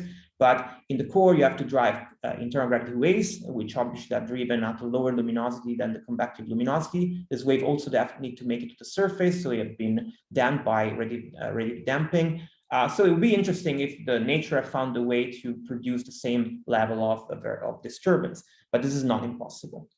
The second issue I want to raise with the core internal gravity waves idea is that we predicted in a paper with Daniel Lecone that standing modes should be observed at the surface due to the internal gravity waves produced by the core, but these are not seen. Now, there is a little bit of a discrepancy in between different modeling groups. And for example, Horst and Edelman, they don't see the standing modes. Recently, we suggest that maybe one issue is that Models need to be run for many hundred convective turnover times for these peaks to appear, and maybe this could have been missing some of this calculation. However, this is still open direction of research, and I'm very excited. There are many groups looking at this, at the details of this process. So we'll hear more soon, hopefully. So I'm gonna finish with my take. Red noise, or stochastic low frequency variability, is an exciting new probe to study massive stars. I definitely share the excitement from Dominic and the Loven group. Whatever is causing this, we're going to be able to tell something more about the internal properties of massive stars, and this is extremely exciting. Here in particular, I show you that 3D radiation radio simulations seem to show that the ion convection zone has a decisive impact on the surface properties. 1D model of subsurface convection can indeed reproduce some of the observed trends of red noise and macroturbulence. And finally, with this in mind, the relative perturbation induced by subsurface convection is weakest in the regime of A and late B type stars. So it's possible that there we could actually indeed detect core-generated internal gravity waves, and I suggest to the observer that could be an interesting regime of the parameter space where one could separate the two effects. The future is bright and variable with TESS. A larger sample of OB stars are different metallicity are going to be observed. Massive stars beyond the main sequence to be observed. I refer to Trevor's talk from the other day, where he showed that actually this type of variability can be observed also in evolved stars. And finally, we're going to be able to investigate the structure of the progenitor of explosive stellar death, neutron star, and black hole. So before I finish, just want to advertise a KITB conference that we're going to organize in the fall, Transporting Stellar Interiors. This is going to be happening at UC Santa Barbara, KITP, between the 15th and 18th of November, 2021. We're going to bring together observers, 1D modelers, and 3D modelers, and I think it's going to be a very exciting one. So registration is open, and I hope to see you there. And thanks so much for your attention. Thank you. Great talk. We've only got about 1 minute, so I will ask Sarbani Basu's first question. For the high mass stars greater than about 30 solar masses, does radiation pressure play any role in forming the convection zones? Yes, it's a great question, and has to do with the properties of convection in this ion convection zone. Their radiation is absolutely playing a role. In fact, convection is extremely inefficient, and most of the flux is actually transported by radiation. And this is why in this specific situation, the only modeling that can really produce variable details of this subsurface convective regions are models that include radiation transport, which are the models that Jan Feijans and collaborators have been running. Okay. Well, thank you again. You have a couple other questions in the chat that people are curious about as well. And before we go to the break, Jennifer Burt wanted to say a couple things to everybody. Yeah, thank you, Stephanie, and thank you to all of the speakers for a wonderful session. I wanted to throw up one slide that we had a request to mention from the ExoPAG. And so we just wanted to let people know that the NASA EXOP, or Exoplanet Exploration Program Office, is still looking for community input to the science gap list, and that's open through September 30th, so you've got a couple months. The gap list is a running list maintained by EXOP that highlights many of the science gaps we currently face when trying to understand exoplanets. This can be anything from we need better understanding of the complete orbital dynamics of a planetary system, to how atmospheric chemistry works, and a whole slew of things above and beyond that. You can view the current gap list at the website that's linked in that bottom one, and I'll put the information for that in the general Slack channel as well. If you have input, then please email Carl Stoppelfeld or Eric Mamajek, who are both based at JPL. I'll put their emails in there as well. And in general, this is a resource that we use when writing proposals or writing SMD Rosa's calls that helps you to justify why your science focus is relevant to NASA, to EXOP, to exoplanet science that we're interested in. And so if there's something that you see as missing on the list or should be amended or explained in more detail, then please reach out and let us know. Like I said, that's open through the end of September. So you've got 6 weeks or so to ponder. Okay, and with that, Thank you so much. Enjoy the next 10 minutes of break, and we'll kick things off at 4:50 Eastern time. So see you in a bit.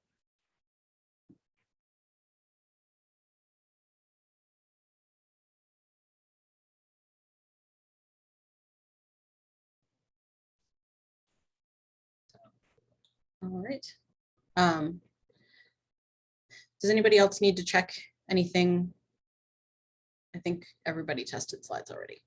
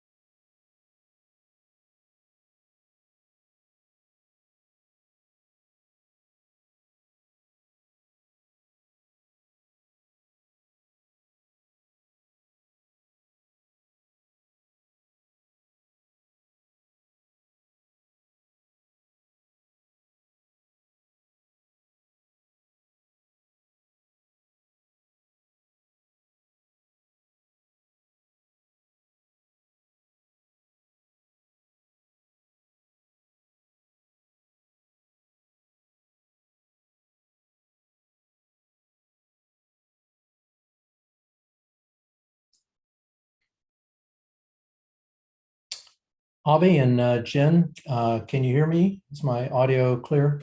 Yes, yes, Okay. it is. Great, thanks.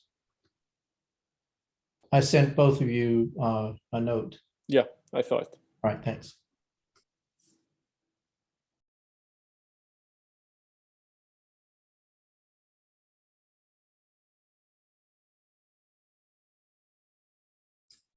I assume the video works at your end as well, correct? Yeah, I can see you all right. All right, thanks.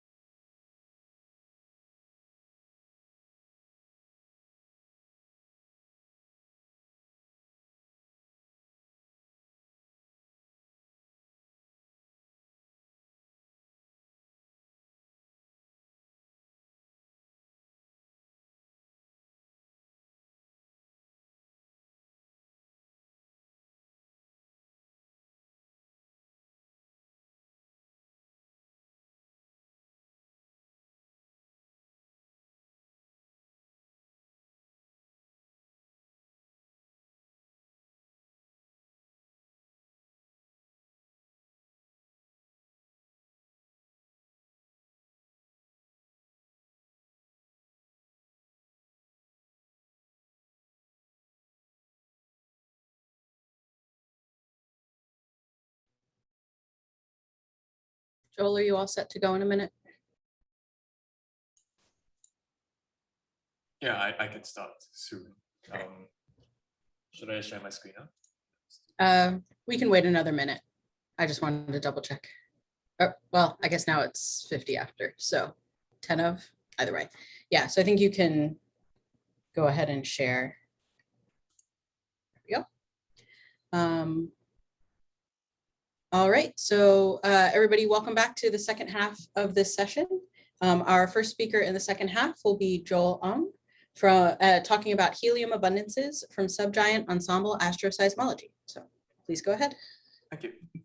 So I'm Joel Ong. I'm a final year grad student at Yale, and I'll be talking today about measuring helium abundances from TESS. But before that, I want to talk a little bit about why we want to do that at all.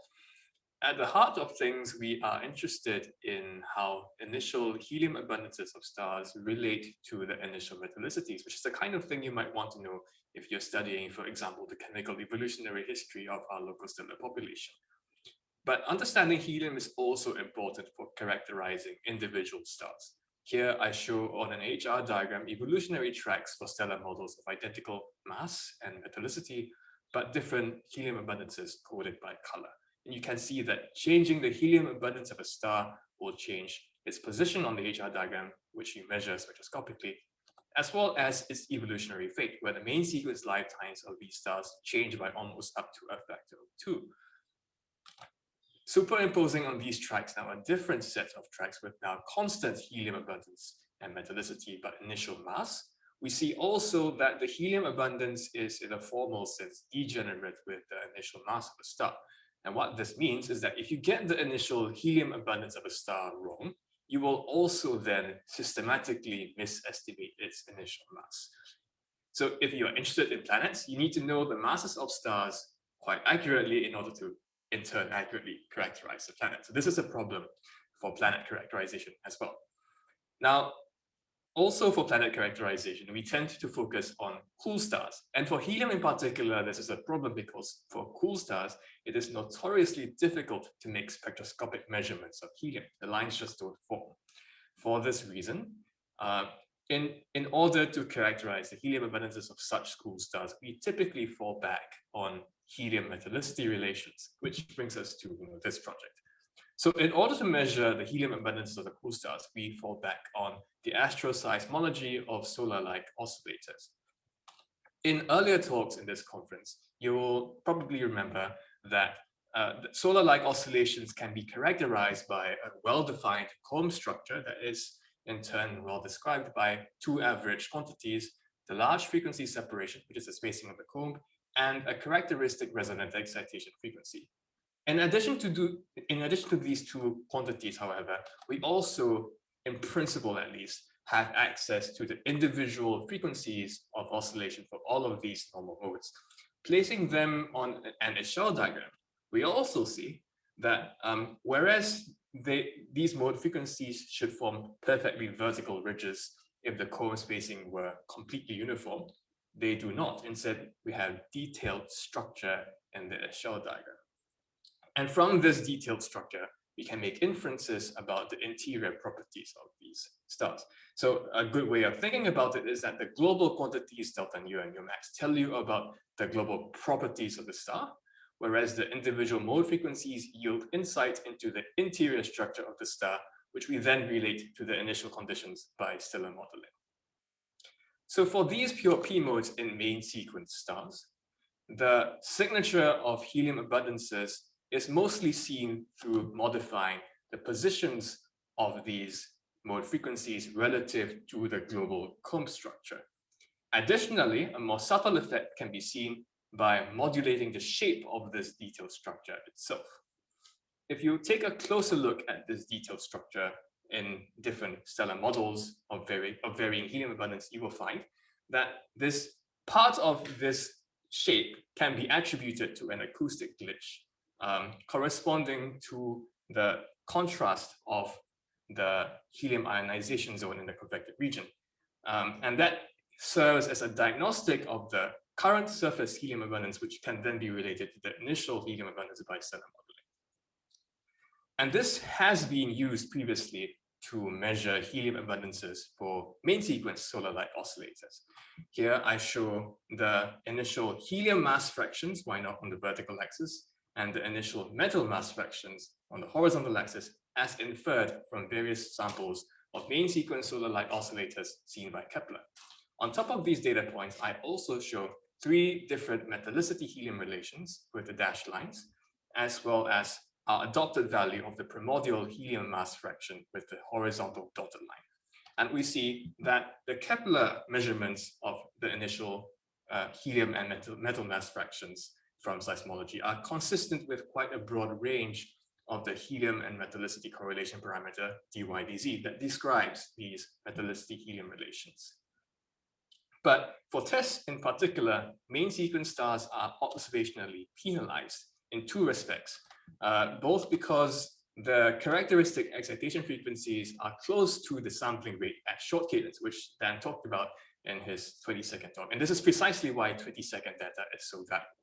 The other reason is that the photometric amplitude of these oscillations scales with the luminosity. And again, this means that for main sequence oscillators, the SNR is not as good as we are used to with Kepler.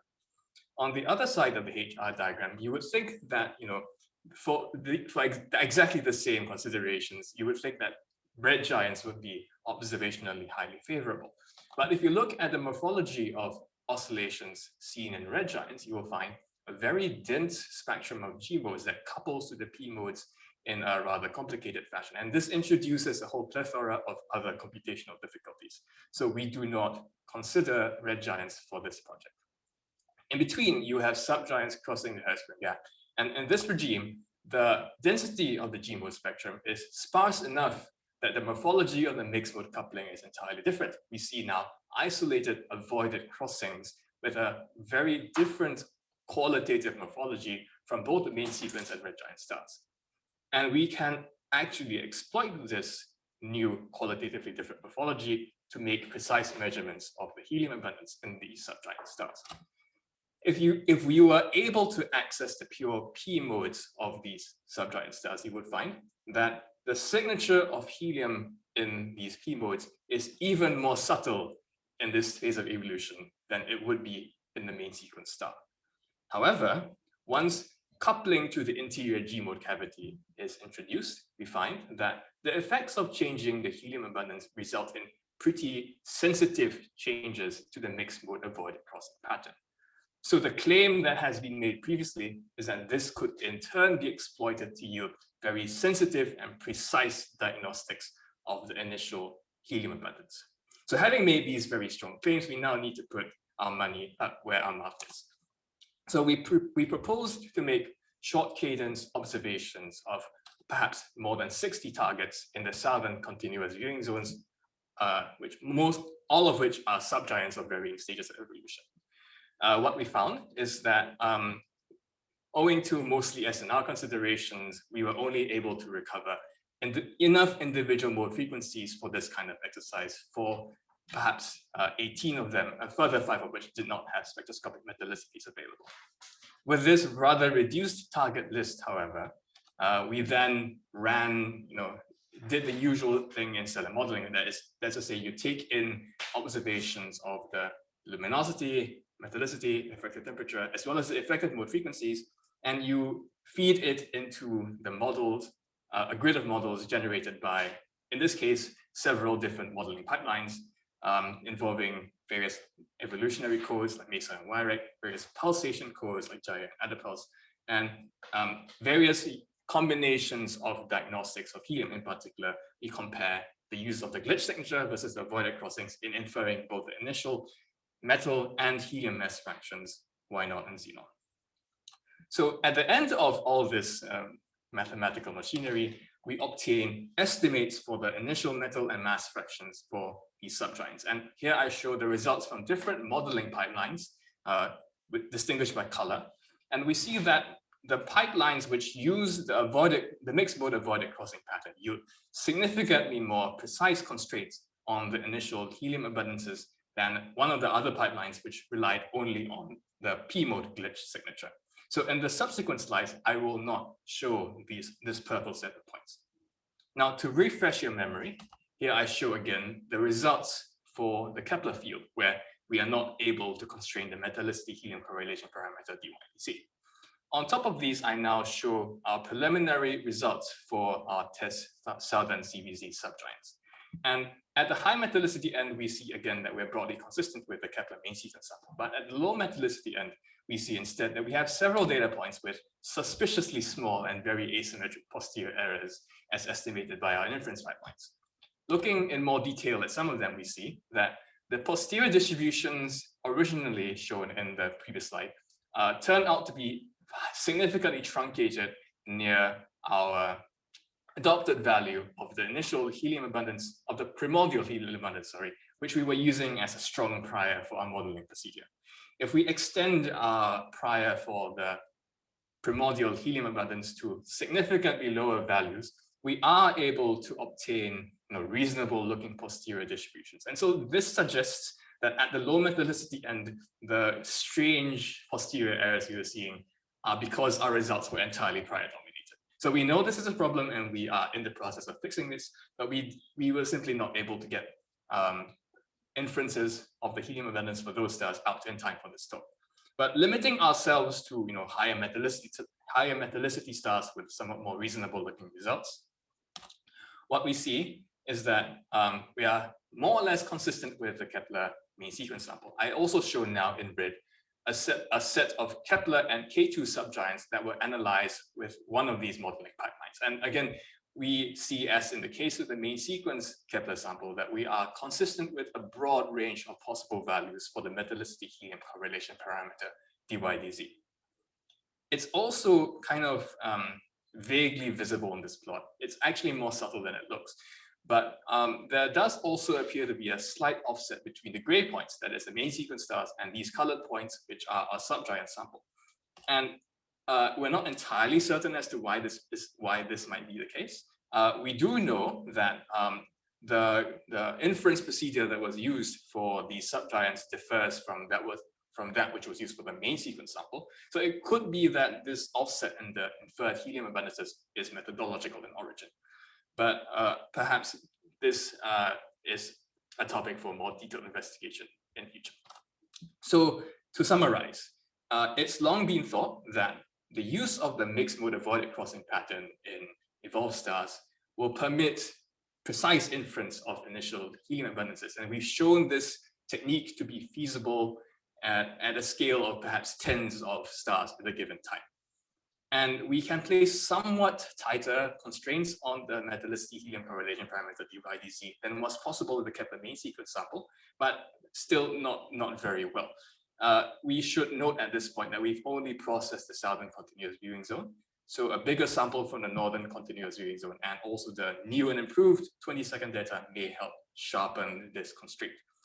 At the same time, we do recognize that, in order to build up a full, more coherent picture of our local metallicity helium abundance, we may at some point have to also perform a reanalysis of all available asteroseismic targets, including the Kepler main sequence and red giant sample, with a homogeneous set of tools. So that's all I have. I will stop now and take questions. Thank you very much. Again, questions please go in the Slack chat. And we already have one from Dan Huber. He asks, how important are the classical observables, T-effective luminosity from Gaia for constraining helium? Could systematics in those observables explain the offset in dydz? Perhaps. One other thing we found is that there are other model parameters that do depend quite strongly on these classical spectroscopic observables. So I here have prepared a slide showing the posterior distributions, and in particular the joint posterior distributions between the inferred helium abundance for the same star as shown earlier, as well as one of the model parameters, the mixing length parameter, which describes the effective time scale or equivalently length scale associated with convective efficiency. And we see that in the absence of a luminosity constraint, the mixing length parameter and the initial helium abundances are essentially entirely degenerate. And to some extent, the degeneracy is broken by the introduction of a luminosity constraint. So what we can say for sure is that at the end of the day, these helium abundances that we infer are ultimately model dependent. But the extent to which they depend on the model is reduced with the introduction of more and better spectroscopic constraints. Okay. And I'll ask a quick question. So you mentioned you had a handful of stars missing metallicities. So are you planning to go and get those spectroscopic metallicities to add them to your sample? Hopefully at some point, because it would be a waste of perfectly good seismology otherwise. All right, very good. So thank you again for a great talk. Anyone else who has questions for Joel, please put them in the Slack. And our next speaker will be Theron Carmichael. Okay, and he'll be telling us about transiting brown dwarfs and substellar evolutionary models. All right, looks like I'm all set up here. Thank you, Stephanie. Yeah, so thanks everyone for having me. Thank you again to the organizers for allowing me to give this talk. So yeah, my name is Theron Carmichael. I just recently got my PhD from Harvard University. I am now on the way to, or in transition to the University of Edinburgh in Scotland to start a postdoc there.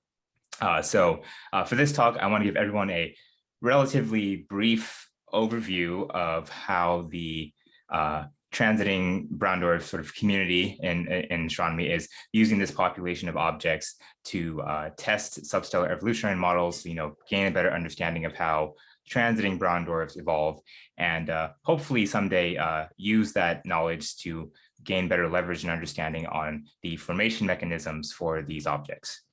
So I think that I like to start off this talk by placing brown dwarfs in the context of their sort of mass adjacent neighbors. I'm kind of aware of the session I'm talking in, so I want to give everyone a little bit more background just in case you're not as familiar with these objects called brown dwarfs.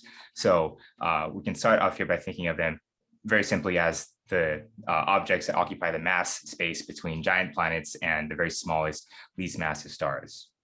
And so some of the numbers I want to give everyone before getting into things more in detail, and these will be helpful throughout the talk, are just the typical masses and radii that we find these objects at. So again, reminding everyone, looking at transiting giant planets, transiting brown dwarfs, and eclipsing small stars, right? And so you'll immediately see, hopefully here, this showing the typical sizes, the radii we expect to find these at, there's a lot of overlap, right? And that's an important part later on when I talk about the observational techniques we're using to detect and characterize transiting brown dwarfs. But okay, so you see their sizes, and then the thing that then distinguishes them from each other are their masses. And this is sort of a definition, bestowed upon these objects by astronomers somewhat arbitrarily. That's because, so we see 13 to 80 Jupiter masses describes what a brown dwarf is. 13 Jupiter masses, this is where this substance called deuterium can be fused in the core of the brown dwarf. As that's a justification for distinguishing them from giant planets, which presumably don't do that. At 80 Jupiter masses, probably more commonly or more familiar with everyone is the lower limit for hydrogen fusion to take place in the core of stars. So a brown dwarf, more or less, is something that fuses deuterium sometimes and does not fuse hydrogen. So we'd like to have a better definition for what they are, frankly, something that maybe is more reflective of their, oh, I guess I'm typing. Just make sure that we have a definition that is more reflective of maybe something more fundamental like their formation mechanisms, right? So speaking of that, we have a good sense of how their brown dwarfs mass adjacent neighbors form. That's core accretion for giant planets. It's commonly accepted that that's how giant planets form. And for stars, right, the collapse or fragmentation of gas from a large molecular cloud of gas. We'd like to have a similarly good level of understanding for brown dwarfs. And so the way I'm going about this is exploring the space of transiting brown dwarf objects to get at this understanding a little bit better. Now, there's another challenge on top of that in that brown dwarf mass companions to stars are generally quite rare. I think the best way to illustrate that is with this plot here. This is showing you the companion mass versus orbital period of a selection of different objects. So these are all transiting or eclipsing for the stars, giant planets, brown dwarfs, stars, right? And so the main thing, want to point out here is, probably again, something that I think most people are at least partly familiar with is the idea of the brown dwarf desert, right? The relative lack of these companions around stars. And so that's really clearly illustrated with this mass distribution here on the right-hand side. So, okay, this is the sort of the field before us. We want to understand brown dwarfs better, specifically, ultimately, their formation mechanisms. One way to study that is by looking for transiting brown dwarfs, trying to find more of these objects around stars. They're rare, so we need to talk about then what techniques are we using, leveraging to try to find them more. So this next part of the talk, I'll be pretty quick. I think at this late in the conference, I think we've had enough exposure to like the observational techniques revolving around tests and sort of follow up. But essentially, to put it very simply, the way we find transiting brown dwarfs is very much similar to the way we find transiting giant planets, although it's in theory easier because the brown dwarfs are more massive, but about the same size. So our detection capabilities are just as good. So what are we doing, right? So we're using a combination of photometry from the TESS mission, mostly from the TESS mission actually over the past two or 3 years. And those help us make the initial detections of what we'll call brown dwarf candidates. Going forward, then we use follow-up observations from the ground, so Doppler spectroscopy. So we're looking at high precision shell spectrographs, something with things on the order of resolving power, in the tens of thousands, right? And this together also with the use of Gaia, so understanding the radii and distances to the host stars. I don't have too much time to get into that, but those sort of three facilities together help us get a sense of the mass and radius of these different objects and help us confirm which ones are actually brown dwarfs. So with TESS, right, just kind of for completeness, I want to kind of go through a little bit of the actual data. So this is an example of a phase-folded light grid from the TESS mission of a transiting brown dwarf. The main takeaways that we're getting from this when we look at the TESS data, right, we're looking for transits with transit depths that sort of indicate the relative size of that companion to the star to be roughly the size of Jupiter, right? So this is how we're getting a lot of these initial detections done and narrowing down the list of TOIs to just the ones that are Jupiter-sized for our transiting brown dwarf candidates. They're just candidates, again, because there's a lot of overlap with the sizes of these three different objects. So the approximate radius alone from the TESS data and, again, our understanding of the stellar radii, typically from the use of Gaia parallaxes, that's not enough. We need a little bit more. So that's when we use Doppler spectroscopy to verify that we're looking at something in the traditional brown dwarf mass range of 13 to 80 Jupiter masses. So again, being pretty quick here because I want to get into the substellar models. I think that's more exciting. But it's good to always talk about this. So Doppler spectroscopy, right? Again, just radial velocities, right? And typically what we're doing here is following up promising TOIs that are show the right size.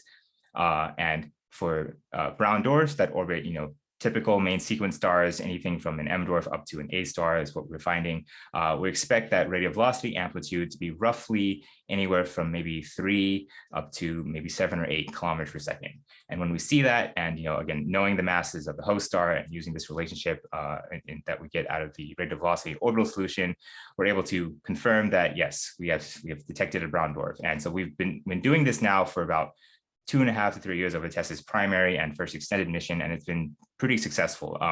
Again, we aren't really limited at all by the sort of instrumental capabilities to get precisely measured radii and precisely measured masses, given the sort of actual nature of the brown dwarfs being as massive and as big as they are. So now I want to take these measurements. Now we want to take these measurements and start testing the brown dwarf evolutionary models with them. And I want to kind of go over briefly how that's done. And first I want to break down how or what the models are actually predicting. So here now, we're going to jump into the mass radius diagram centered on the brown dwarf population, right? So x-axis here is going from 10 to 80 or so Jupiter masses. And so this set of models called the ATMO 2020 models published last year essentially aims to tell us how we should expect a brown dwarf's mass and radius to change as it ages, essentially. And so generally speaking, the mass of a brown dwarf will not change after its form, but the radius does change pretty significantly. So you can see from the different lines here that as we increase in the age via these models or age tracks or substellar isochrones, right, we are getting a smaller and smaller brown dwarf at any given mass. This contraction of the brown dwarf's radius is attributed to how efficiently that brown dwarf cools off. So this is now getting into what is in the atmosphere of this brown dwarf, what is its chemical composition, and how quickly will it cool off based on that at a given mass over its time, over its age, right? And so another thing I like to point out here is the speed at which that radius contraction happens. So for relatively young brown dwarf systems, say you have a brown dwarf at 60 Jupiter masses aging from 100 million to 500 million years, you see a pretty large, about 40% decrease in that brown dwarf's radius as predicted by these models. That same brown dwarf over an order of magnitude longer in time changes by decreases in size by only another maybe 15 to 20%, right? So this is giving you some sense of that. Young brown dwarfs change very quickly in their radius and size. And then as you get older and older and older, a lot of these substellar age tracks tend to start crowding together as that cooling and that shrinking of the brown dwarf size kind of slows down. So it's really important that we have precise radii. And again, mostly in large part thanks to the Gaia mission, we're able to get precise radii of the host stars, and then we're only really limited by the quality of the data and the precision that we're getting for the measurements of those host star radii that translates into the radius measurements of the brown dwarf radii. So the last thing I'll mention here, just because again, for completeness, right? When we're talking about ages here of the transiting brown dwarf systems, I'm referring primarily to the ages of their host stars. So we're essentially leveraging our knowledge of stellar age dating techniques and using those to test and check for consistency for the substellar models and how well they're reproducing these data, right? So here are most of the transiting brown dwarfs. I've omitted a few points that just have very large radius uncertainties. They're a little bit distracting, but here's that population. It's about 32 objects right here that you're looking at. And for the remainder of the talk, I just want to highlight a few sort of challenges and highlights and I think, successes, that we've had in benchmarking and testing these substellar evolutionary models. So let's start first with what I would call the young substellar or brown dwarf evolutionary models, and talking mostly about this group of objects here on the left-hand side. These are relatively lower mass brown dwarfs, and I'm assuming that these would be good tests to young substellar isochrones because of their relatively large radii, compared to most of the rest of the brown dwarf population. Again, building off that logic of younger brown dwarfs are larger, right? So the tricky part here with these ones, in terms of testing the substellar evolutionary models, even if we had perfect knowledge of the host star's age and thus the brown dwarf's age.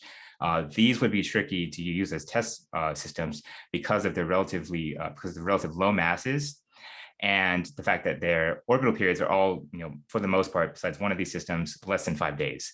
So this ultimately results in them being inflated, some of them to a more extreme degree than others, depending on the effective temperatures of their host stars. And so that's tricky because it's great to have all these points down here as potential anchors to testing these models, but it falls a little bit short. It becomes a lot more challenging because we have to account for inflation, which this particular set of substellar evolutionary models does not account for. So this is just an example of like the challenge that we're getting coming across now, especially dealing with a relatively small sample size of 30 or so objects. We do have some, I guess, relatively good news though, in that we do have a point up here at the higher mass end. This is TOY 811b, where its host star's age was, we were able to constrain that using dry chronology and ultimately just confidently say this is a young system, probably younger than 200 million years of age. And hey, look, we find a lot of consistency with that age we get from the star and the mass and radius of the brown dwarf with the substellar evolutionary models. Okay, so last point here, now switching to the older substellar ice chrones and talking about the population of brown dwarfs that are typically smaller than 0.9 or so times the size of Jupiter. So I just circled here the TESS discoveries that have contributed to this population of objects down here. Want to highlight a couple of things with that really. One, all of the host stars in these systems are field age in that they're all between 1 and 10 billion years of age. So we don't always have the best precision on all of these, unfortunately. But what's really nice to see is that especially some of these points like here and here have really precisely measured radii for the brown dwarf. So that's always good to see, especially as these models start to crowd together more and more and more. So I want to just stick to time as best I can here. So I'll start wrapping up here. So like I said, we have about 32 of these objects right now. And we have a lot more coming down the pipeline. So it's really promising to see that just as TESS has really started getting into the motions of its extended missions. So we're really looking forward to continuing to find more of these objects, right? As TESS continues to observe its yet unobserved parts of the sky for this specific satellite. Something else I want to mention here, just didn't have time to talk about this in this talk, but really another thing we'd like to do is find candidates, transiting brown dwarf candidates that are suitable to characterization of their chemical composition with, for example, a telescope like James Webb, where that would enable us to leverage their metallicity as another way to test these substellar evolution models. Like I mentioned briefly, the composition of the brown dwarf. We're out of time, so. Oh, okay, sure. We'll just, I think, leave your conclusions up and we've. Yeah, sure. Okay. I'll just advertise that if you want to learn more about the brown dwarf population, go see the website here. Anyway, yeah, sorry about that. All right. Well, thank you very much for a great talk. Sure. Anyone who has any questions, especially about the stuff we didn't quite get to see at the end, please put them in the chat for Theron. With that, we will move on to Mark Popinchalk, who is our next speaker. And he will be telling us about the rotation rates of nearby 10 to 700 million year old moving groups with TESS. Oh, shared the wrong screen. Oh no, hold on. This is getting memes in your talk. This is a nightmare, in fact. Living a literal nightmare. All right, can everybody see my slides? Yes. Great. Let me just bring you all over here. Cool. Hi, everybody. After that little snafu, I'd like to introduce myself. My name is Mark Popinchalk. I'm a graduate student at the Graduate Center and at the American Museum of Natural History, and I'm part of the Brown Dwarf New York City Research Group. I'd like to thank, again, the organizing committee for giving me a chance to speak, and for all of you I know it's the penultimate talk of a virtual conference, so I appreciate your attention. Let's start by just taking a breath and seeing our place in the larger Milky Way. And as we zoom in from this simulation of the Milky Way, we're going to be able to come in and see some of the stars in our local neighborhood. These are nearby young stars found, or not solely found, but also confirmed with Gaia to be part of young moving groups. You'll also see a 100 light year grid centered around the sun. With these moving groups, you might already be able to pick some of them out just by eye, over densities in spatial, but they also overlap in kinematic areas and have other signs of youth. You can see that they're located quite all the way around the sky, no specific area. And from these groups, we want to know as much about them as we can. We want to know about their ages, as well as other properties. What's going to turn on shortly are little ellipses that kind of set the border of their spatial distributions. And what you're going to see when these ellipses go on is that they overlap with each other quite a bit. It's a range of ages, from tens to hundreds of millions of years. And so because they overlap, it can be difficult to know exactly which ones are within certain membership groups. And so having tools to differentiate between them are very valuable, such as gyrochronology, or the rotation rates of these objects. So while we know these membership lists, we still need to find a way to measure their rotation periods. And of course, that's where TESS comes in. Not solely TESS, but, or yes, TESS full frame images, in fact. What you're seeing here is a screen recording of a Google Collaboratory notebook that was first organized by Jason Curtis and uses the unpopular, that's the name, algorithm made by Tsuchiyo Hattori. And with this interface, we're able to quickly look through loads of light curves using a GUI that we can train our PIs all the way down to high school students to use. From this, we're able to record the periods, the amplitudes, flaring, and very deliberate notes for all these objects as well. And we use this within our high school research mentoring program here at the museum. So now we have a way to measure the rotation periods of these objects. We can start to think about which ones we want to look at. Again, I'm going to show you another visualization here, starting from Earth, which is going to be our approximation for where TESS is. And as we kind of zoom away from here, you're going to be able to see some of these nearby moving groups. Epidoratus in yellow, Beta Pic in blue, Carina in red, and Tucor in purple, which we're going to walk through together over the next couple of slides. And so with these moving groups, we're able, with these rotation periods, hopefully we're going to be able to differentiate between them and also know across their spectrum from the solar and more massive than solar type stars, all the way down into the low mass, even brown dwarf objects, what their rotation periods are. So with these tools in place, I can show you some of the preliminary results from our group, but first having to ground you in a color period plot that we use to showcase these rotation periods. So for those unfamiliar with color period plots, we've got color on the x-axis. And for those who are unfamiliar with Gaia colors, we've got rough spectral type proxies along the top of the x-axis. And along the y, we have rotation period. As you can see in the background of all of these plots, you're going to see Pleiades and Persepi from Rebo and Douglas respectively, showing you kind of where the distributions of rotation periods are for objects of that age. You'll notice that the younger Pleiades at 120 million years is rotating more quickly. It's towards the bottom of the plot versus the longer period rotations of Persepi. So from here, we can start to see some of the preliminary results from our work. First off is this rotation period distributions from Beta Pic, which was led by a high school student within our group, Yadu. While without much structure here, I do want to point out that with these young ages, their relatively rapid rotation periods compared to older things fall within the rotation sensitivity of TESS. And we're able to see for this particular one, no clear rotation, no clear slow rotator sequence. If you notice from the high mass stars, there seems to be a low slow rotator sequence, and it's not really formed in Beta Pic, but as we move forward into Tucor at 45 million years, we can see it start to form at around F2 and G0. We are not just going to the low mass stars, we're actually going down into the brown dwarfs too at this age range, because the brown dwarfs, which you are all now experts on after seeing Theron's talk, extend upwards into higher temperatures or brighter or bluer colors at this age.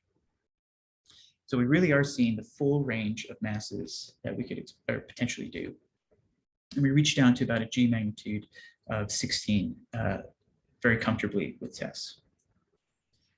Moving on to an older group, we can see ABDOR, led by Lisette Gonzalez, another student in our group who has a whole poster on this, and you can find out more about this particular distribution if you'd like to.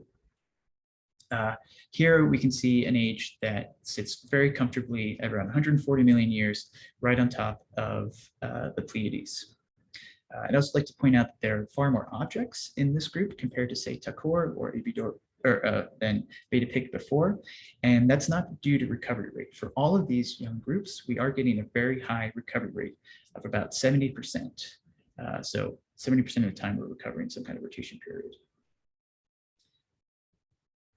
And finally, to show off Carina Near, another group organized by another one of our group members, Andrew Ayala. There's a bit of a squiggly next to the age of Carina Near because it's not fully confirmed, but and you might notice that there's, say, a gap between for like K type stars here, which I think is, although perhaps by itself, Carina Near, we wouldn't be able to really define the slow rotator sequence. But what's exciting about this is that we could combine it with other well-known clusters or associations at this age, such as, say, M34. And while M34 has more of the high mass stars, it is so far, it's further away, and so we're not able to access the low mass regime. However, that's not the case with these nearby objects, and with TESS, we're able to really recover rotation periods for these Ms and later.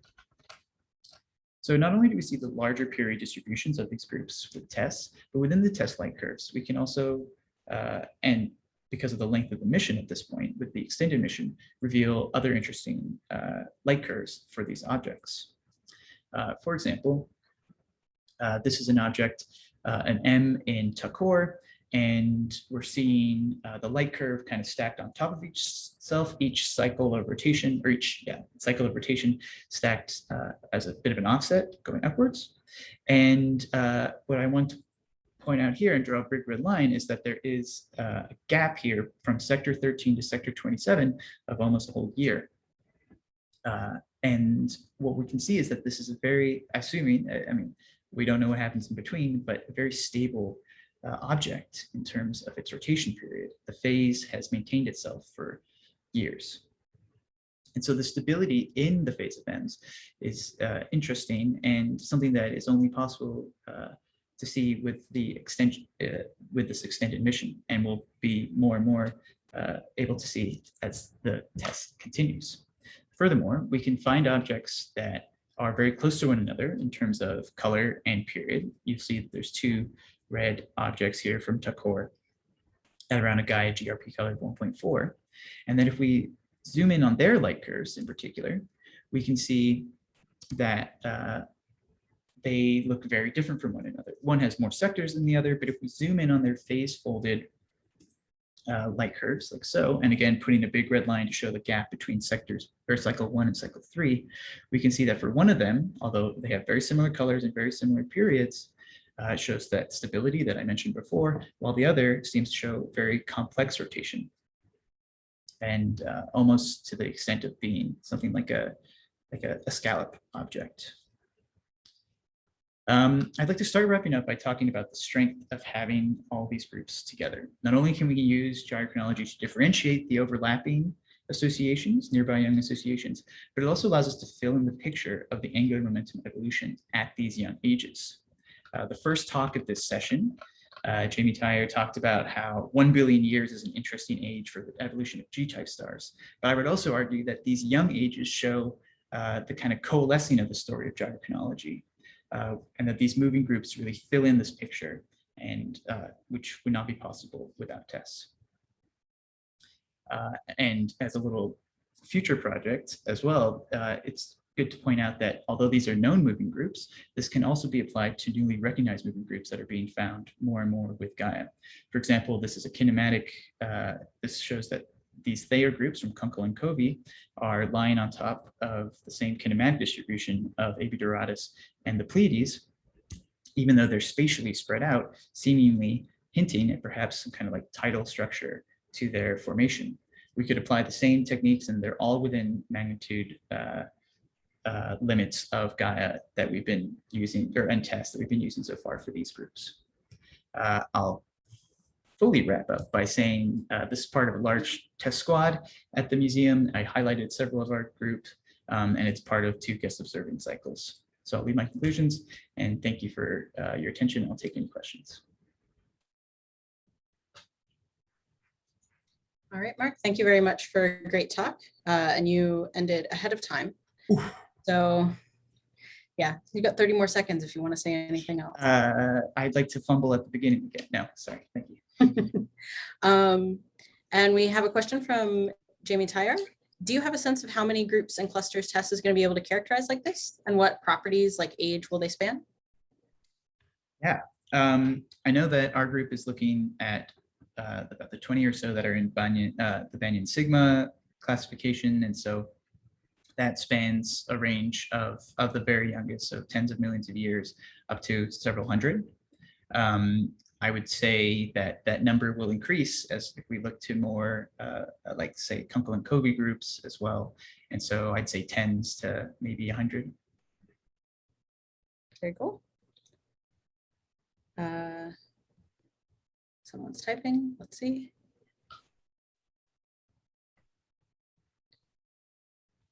All of my questions are ones that I should ask you later. Detailed than I should ask you now. Fair enough. Let's see.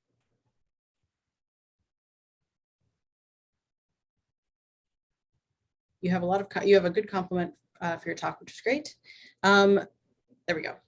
So Jim Davenport asks, for the low mass stars moving up from the rapidly rotating clump, how fast do they move up to the 10-day sequence? And could we see them rapidly breaking in between test cycles? Oh, that's a good question. Oh, that would be a very, that's a wonderful question. I have not witnessed, from the objects that we've looked at, we've never seen a change in the rotation period from one cycle from test to the other. We've seen changes in the morphology. My expectation is that it would be a process that would not happen over the course of a year, and that it would be rapid for stars, but not for human lifetimes. But I think that's a good question for others to think about as well, other theorists perhaps. I agree. I'm not sure we would see it there, or if we couldn't tell the difference between a blended binary. But, exactly. Okay, well, thank you again, Mark. Any other questions for Mark? And you do already have one. Should go into the Slack chat. Thank you. And then we will go on to our last speaker of the session, who is Amber Medina. And she will be telling us about galactic kinematics and flare rates from a volume complete sample of mid to late M dwarfs. Thank you. Let's see.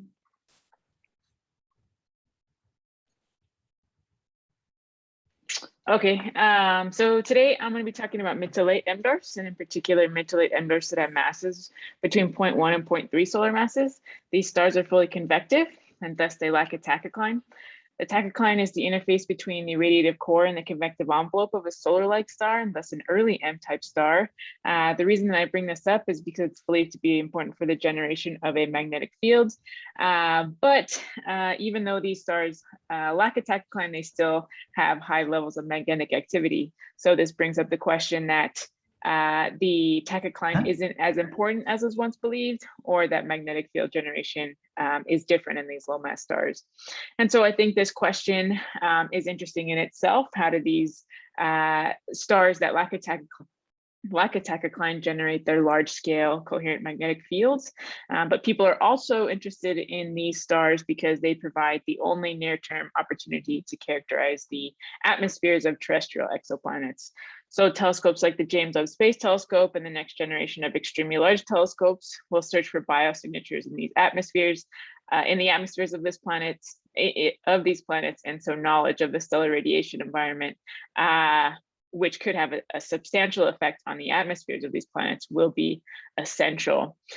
So what I want to talk about today is a little bit of all of that. So I want to talk about the relationship between flare rates, age, and stellar rotation for fully convective M dwarfs.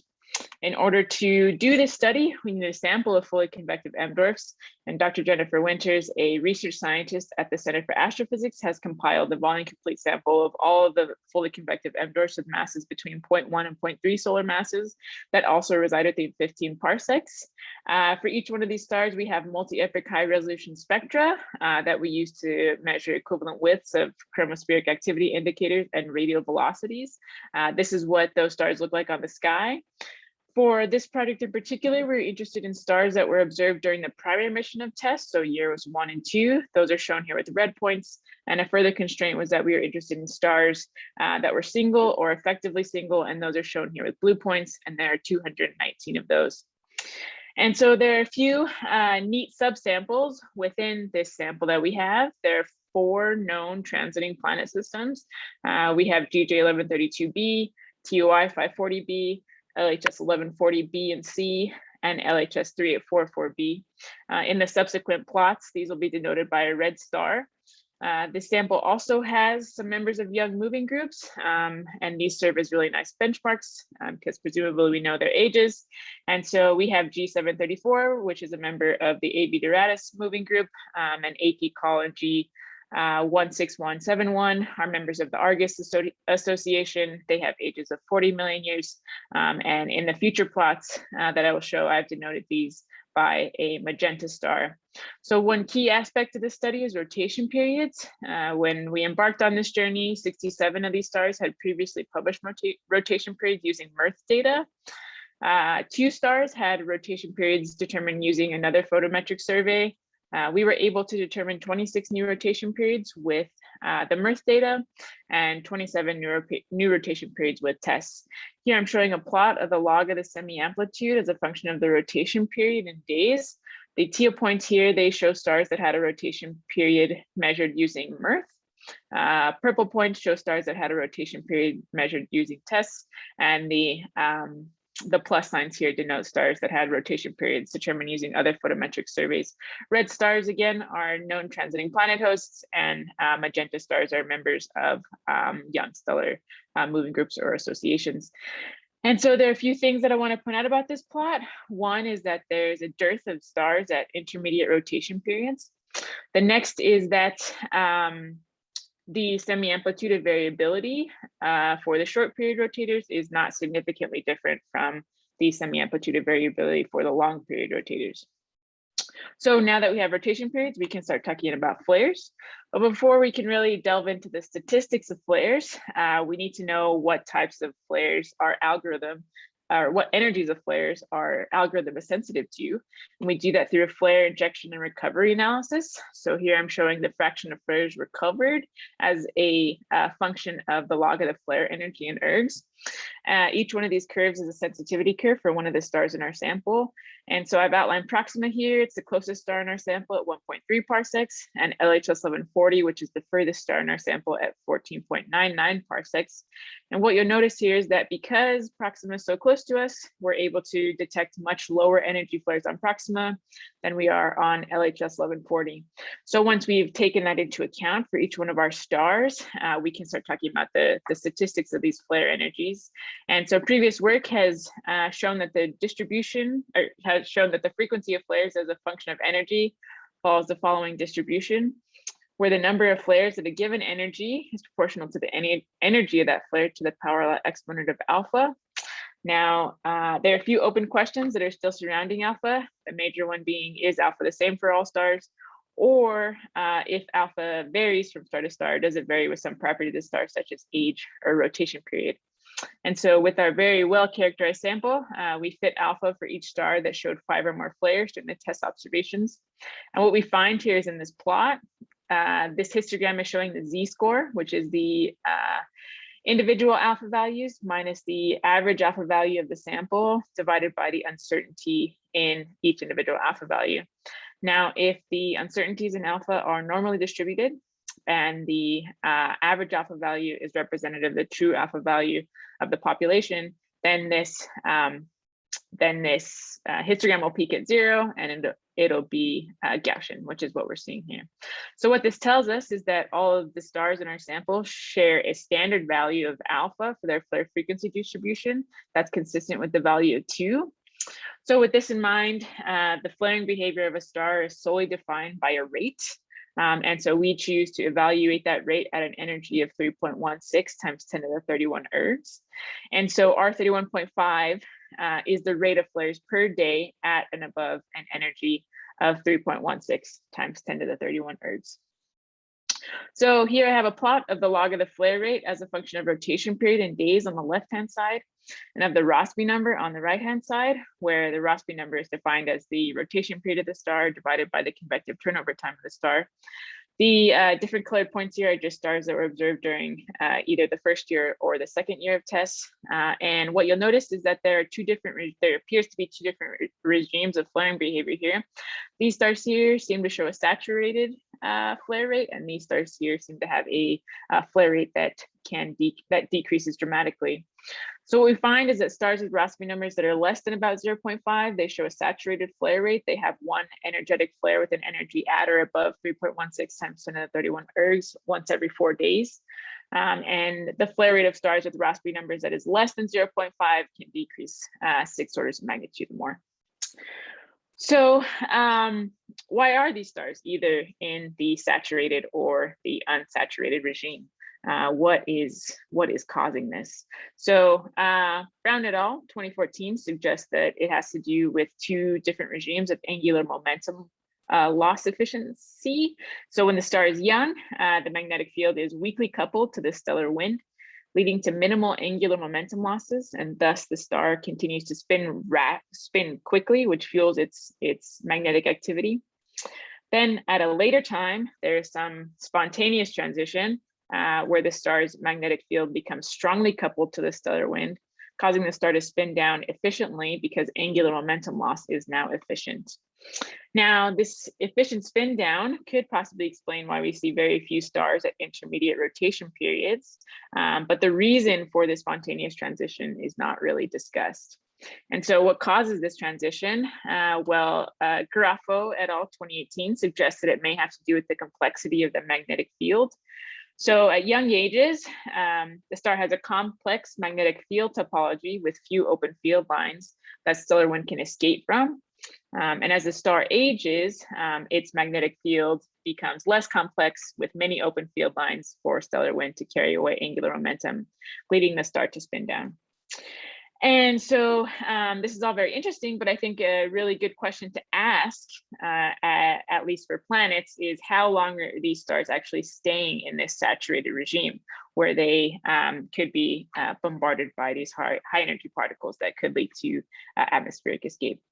And so we try to answer this question using galactic kinematics. So we use radial velocities from our high resolution spectroscopy and parallaxes and proper motions from Gaia to compute UVW space motions. Here I'm showing the total space motion as a function of rotation period, where the color of the point denotes the flare rate. What we see here is that the total velocity dispersion increases with increasing rotation period. And that stars with a lower velocity dispersion typically have a saturated flare rate. And so what this plot is indicating is that these stars here with the lower dispersion in their total velocity is that these stars are younger than these stars over here. But we can do better than, or we would like to do better than just assigning these relative ages. And to do that, we calculate ages based on the total velocity dispersion, which is given by this equation here. And so we broke our sample up into bins based on rotation period, and we computed the age for each bin. And so we find that stars that have rotation periods that are less than a day, they typically have ages around 0.8 gigayears. Stars that have a rotation period between 1 and 10 days, they typically have ages around 1.1 gigayear. Stars with rotation periods between 10 and 100 days have rotation periods around 5.8 gigayears. And stars with rotation periods that exceed 100 days typically have ages around 10 gigayears. And so if we look at this picture, then as I alluded to, this is indeed an age sequence. But adding to my question that I posed before is that the transition from the saturated regime to the unsaturated regime happens somewhere in this bin here. And if we take this as truth, then these planets that are orbiting around these stars are perhaps older than the Earth. So to sum up, we examine the relationship between flare rate, rotation period, and age for a volume complete sample of mid to late M dwarfs within 15 parsecs that were observed during the primary mission of TESS. We found that all stars have share a standard slope of their flare frequency distribution, a value that's consistent with 2. We find that M dwarfs with masses between 0.1 and 0.3 solar masses fall into 2 groups. 29% have Rossby numbers that are less than 0.5. They show a high saturated flare rate. They have 1 energetic flare every 4 days, and they typically have ages less than 2 gigayears. 71% have a flare rate that can decrease by 6 orders of magnitude or more. They typically have rotation periods that exceed 100 days, and they have ages somewhere between 6 and 10 gigayears. And so what this indicates is that fully convective stars can stay in the saturated regime somewhere between 2 and 6 gigayears. If it is the latter, and it is 6 gigayears, then that does not bode well, I think, for these planets actually hanging on to their atmospheres. And so what all this means is that we're able to constrain the radiation environment of many of the most spectroscopically accessible terrestrial exoplanets. Thank you, and I'll take questions. Thank you for a great talk. You've already got quite a few questions over in Slack. So Travis Metcalf asks, is spectropolarimetry available for any of your targets, e.g. where you could look at the Zeeman Doppler imaging for them? Yeah, I think I'm not quite sure if it's available for any of our targets specifically. It's available for it, and that might change with Spiru for sure. There are stars that have similar properties to ours, where there is spectropolarimetry available, but I'm not exactly sure if it's exactly any of the stars in our sample. Okay. And Hugh Osborne asks, do all of your M dwarf sample have detectable rotation periods, or is there some fraction where you couldn't detect the periods? Yes, so there is some fraction, which I cannot remember off the top of my head, but it is in a paper that will be submitted soon. So no, we cannot detect rotation periods for all of our stars. We posit that the stars for which we cannot detect the rotation period for, that they have rotation periods that are around 100 days or that exceed 100 days. And so hopefully, if we keep hitting them with the MERS telescope, then we'll gather enough data and we will be able to, after long enough, be able to get enough data to determine rotation periods for those stars. Okay, so we're out of time. You've got at least one more question in the chat. And thank you again for a great talk.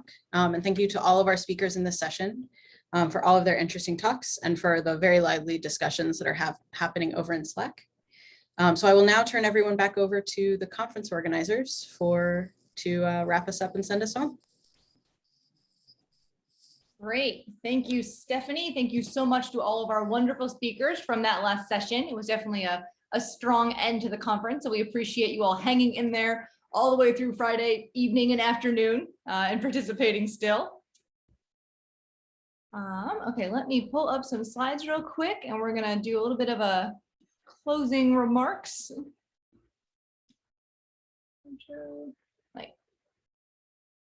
Okay, so thank you everyone for calling in and making this such a successful conference over the past week.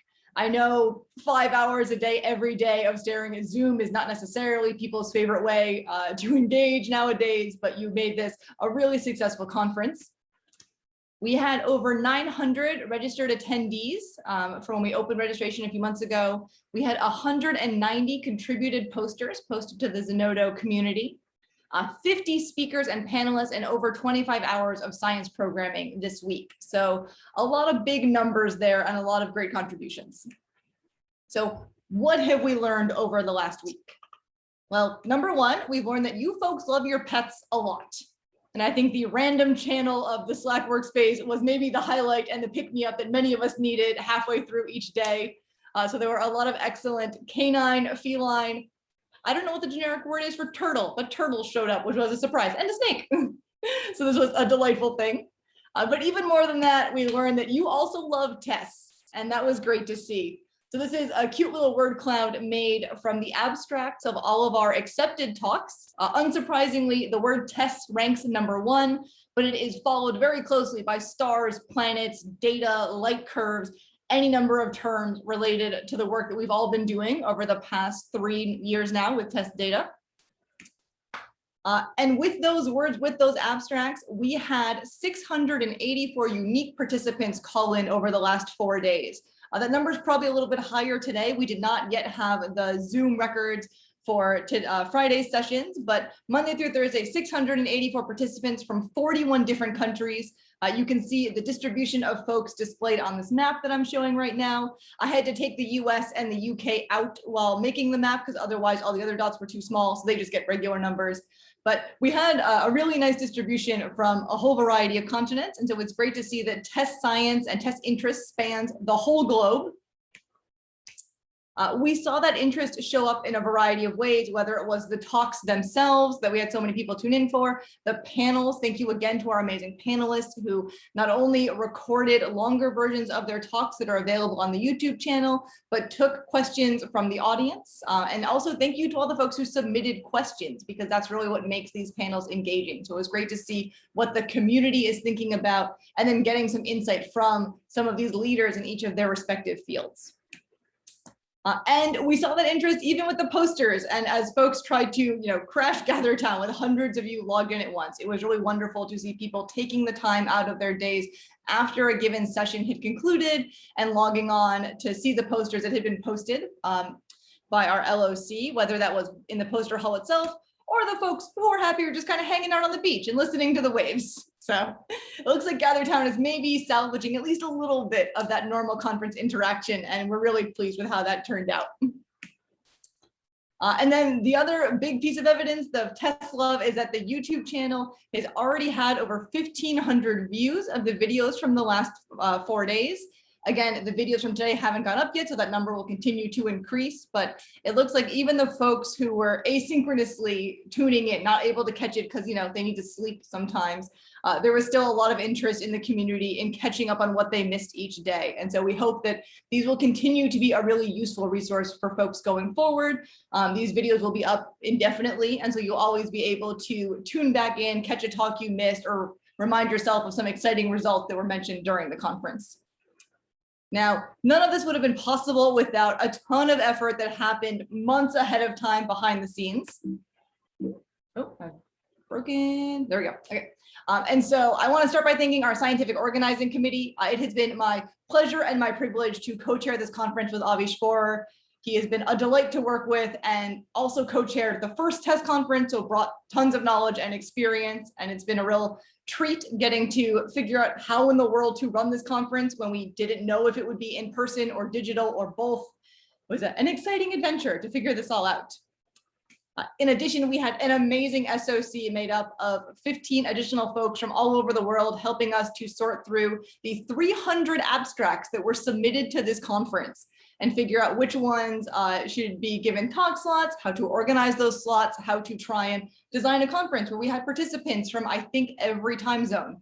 So it was a lot of good conversation that went on in these 6 months or so leading up to this week's events. And our LOC were really some of the big workhorses for this.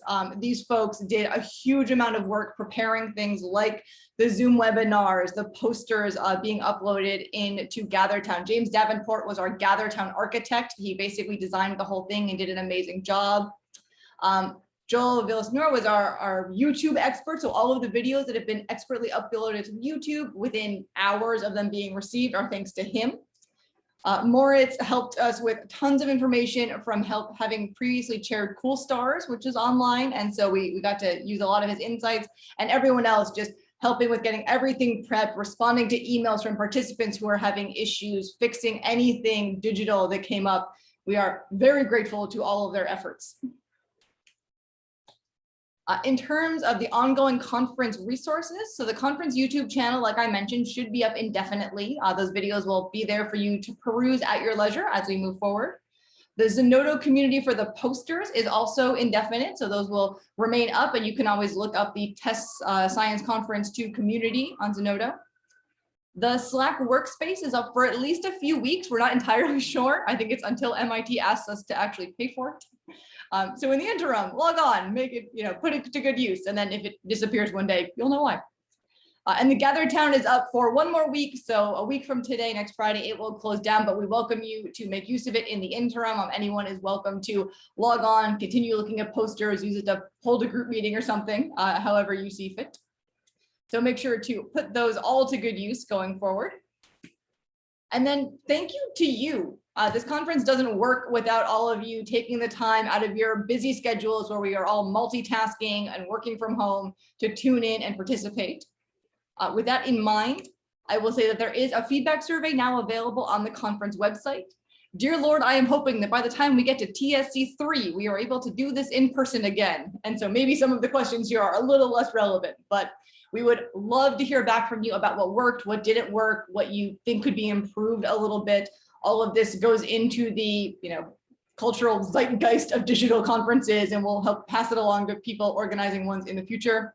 But so yeah, if you could take a moment, the form is active now. It's listed in one of the bullet points on the top third or so of the website.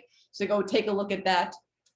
And we would really appreciate it. And I think that's it. Yeah, so with that, thank you so much to everyone. I'm going to turn it over briefly to George Ricker, who's got some closing remarks as the PI of TESS, and then we will get you all out of here to enjoy the rest of your Friday or the beginning of your weekend, depending on where you are. But yeah, thank you again to Avi, the SOC, the LOC, and everyone who called in. I think you made this a really great week and a really great TESS SciCon 2. Well, thank you very much, Jen. And I think that everyone will hopefully agree that this has been a wonderful meeting that we've been able to enjoy together this week. And I reiterate what you said, that the SOC did a marvelous job of selecting and organizing the talks and posters. And you and Avi have done a great job orchestrating the effort, as have the session chairs and splinter leads. So when I think back over the past 15 years that we've been working on what it took to get TESS to happen, one fact that really stands out to me is how many of the topics that we heard about this week were not even suggested or even hinted at in the original proposals that we made to NASA. I mean, exoplanets were obviously there, but there was no mention of solar system objects. There was nothing about flare stars, nothing about galactic or extragalactic transients, no supernova, no tidal disruption events. These were all things that the mission has shown to us that we were not expecting.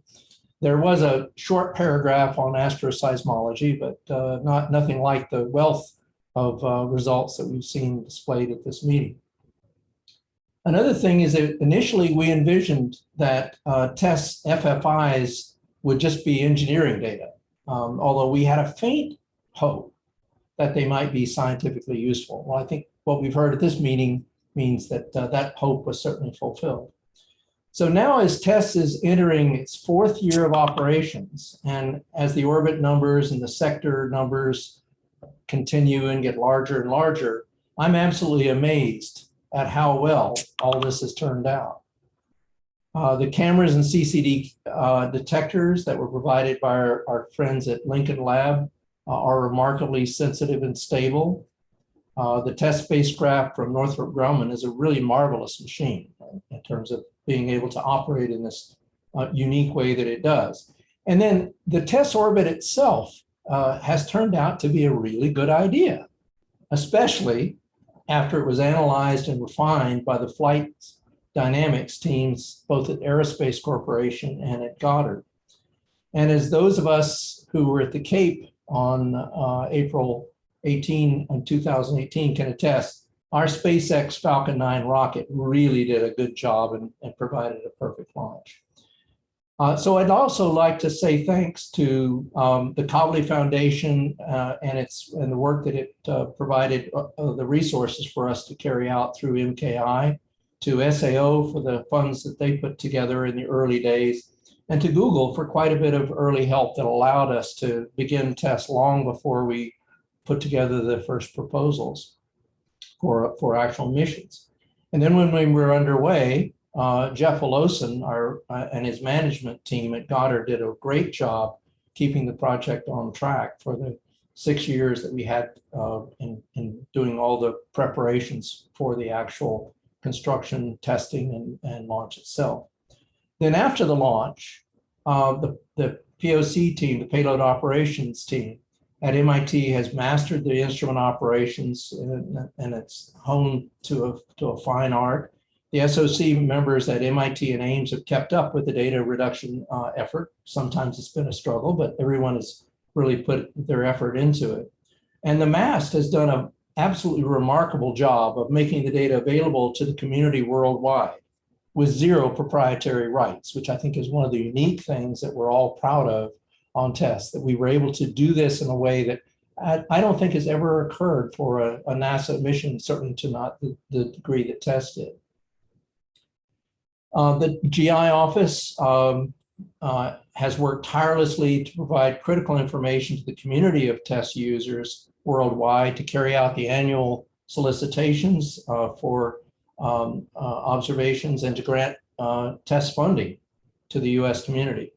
And finally, the effort that has been orchestrated by Dave Latham and his SAO colleagues has been absolutely amazing in calibrating and keeping together the effort of more than 500 astronomers worldwide in the TFOP effort, in which the culture has been to value collaboration over competition, which I think is one of the things that's resulted in the scientific success of TESS.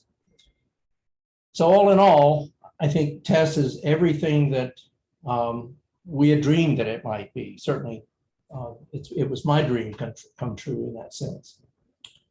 Okay, so normally at the end of a week-long conference like this, it would be customary to wish everyone a safe homeward journey. Well, most people, that's only 10 or 20 meters at most. So that's hopefully not necessary today, but what I would like to do is invite everyone to return to MIT in person this time, not virtually, during the summer of 2024 for TESS Science Conference number 3. I've really enjoyed being here with all of you this week, and thank you for all that you've done to make TESS the success that I think it's universally accepted that it actually is.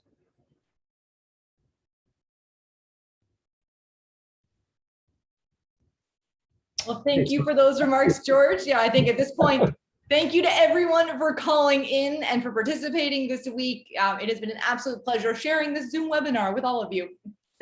And so with that, I think the conference is officially concluded. And so go forth and enjoy your Fridays.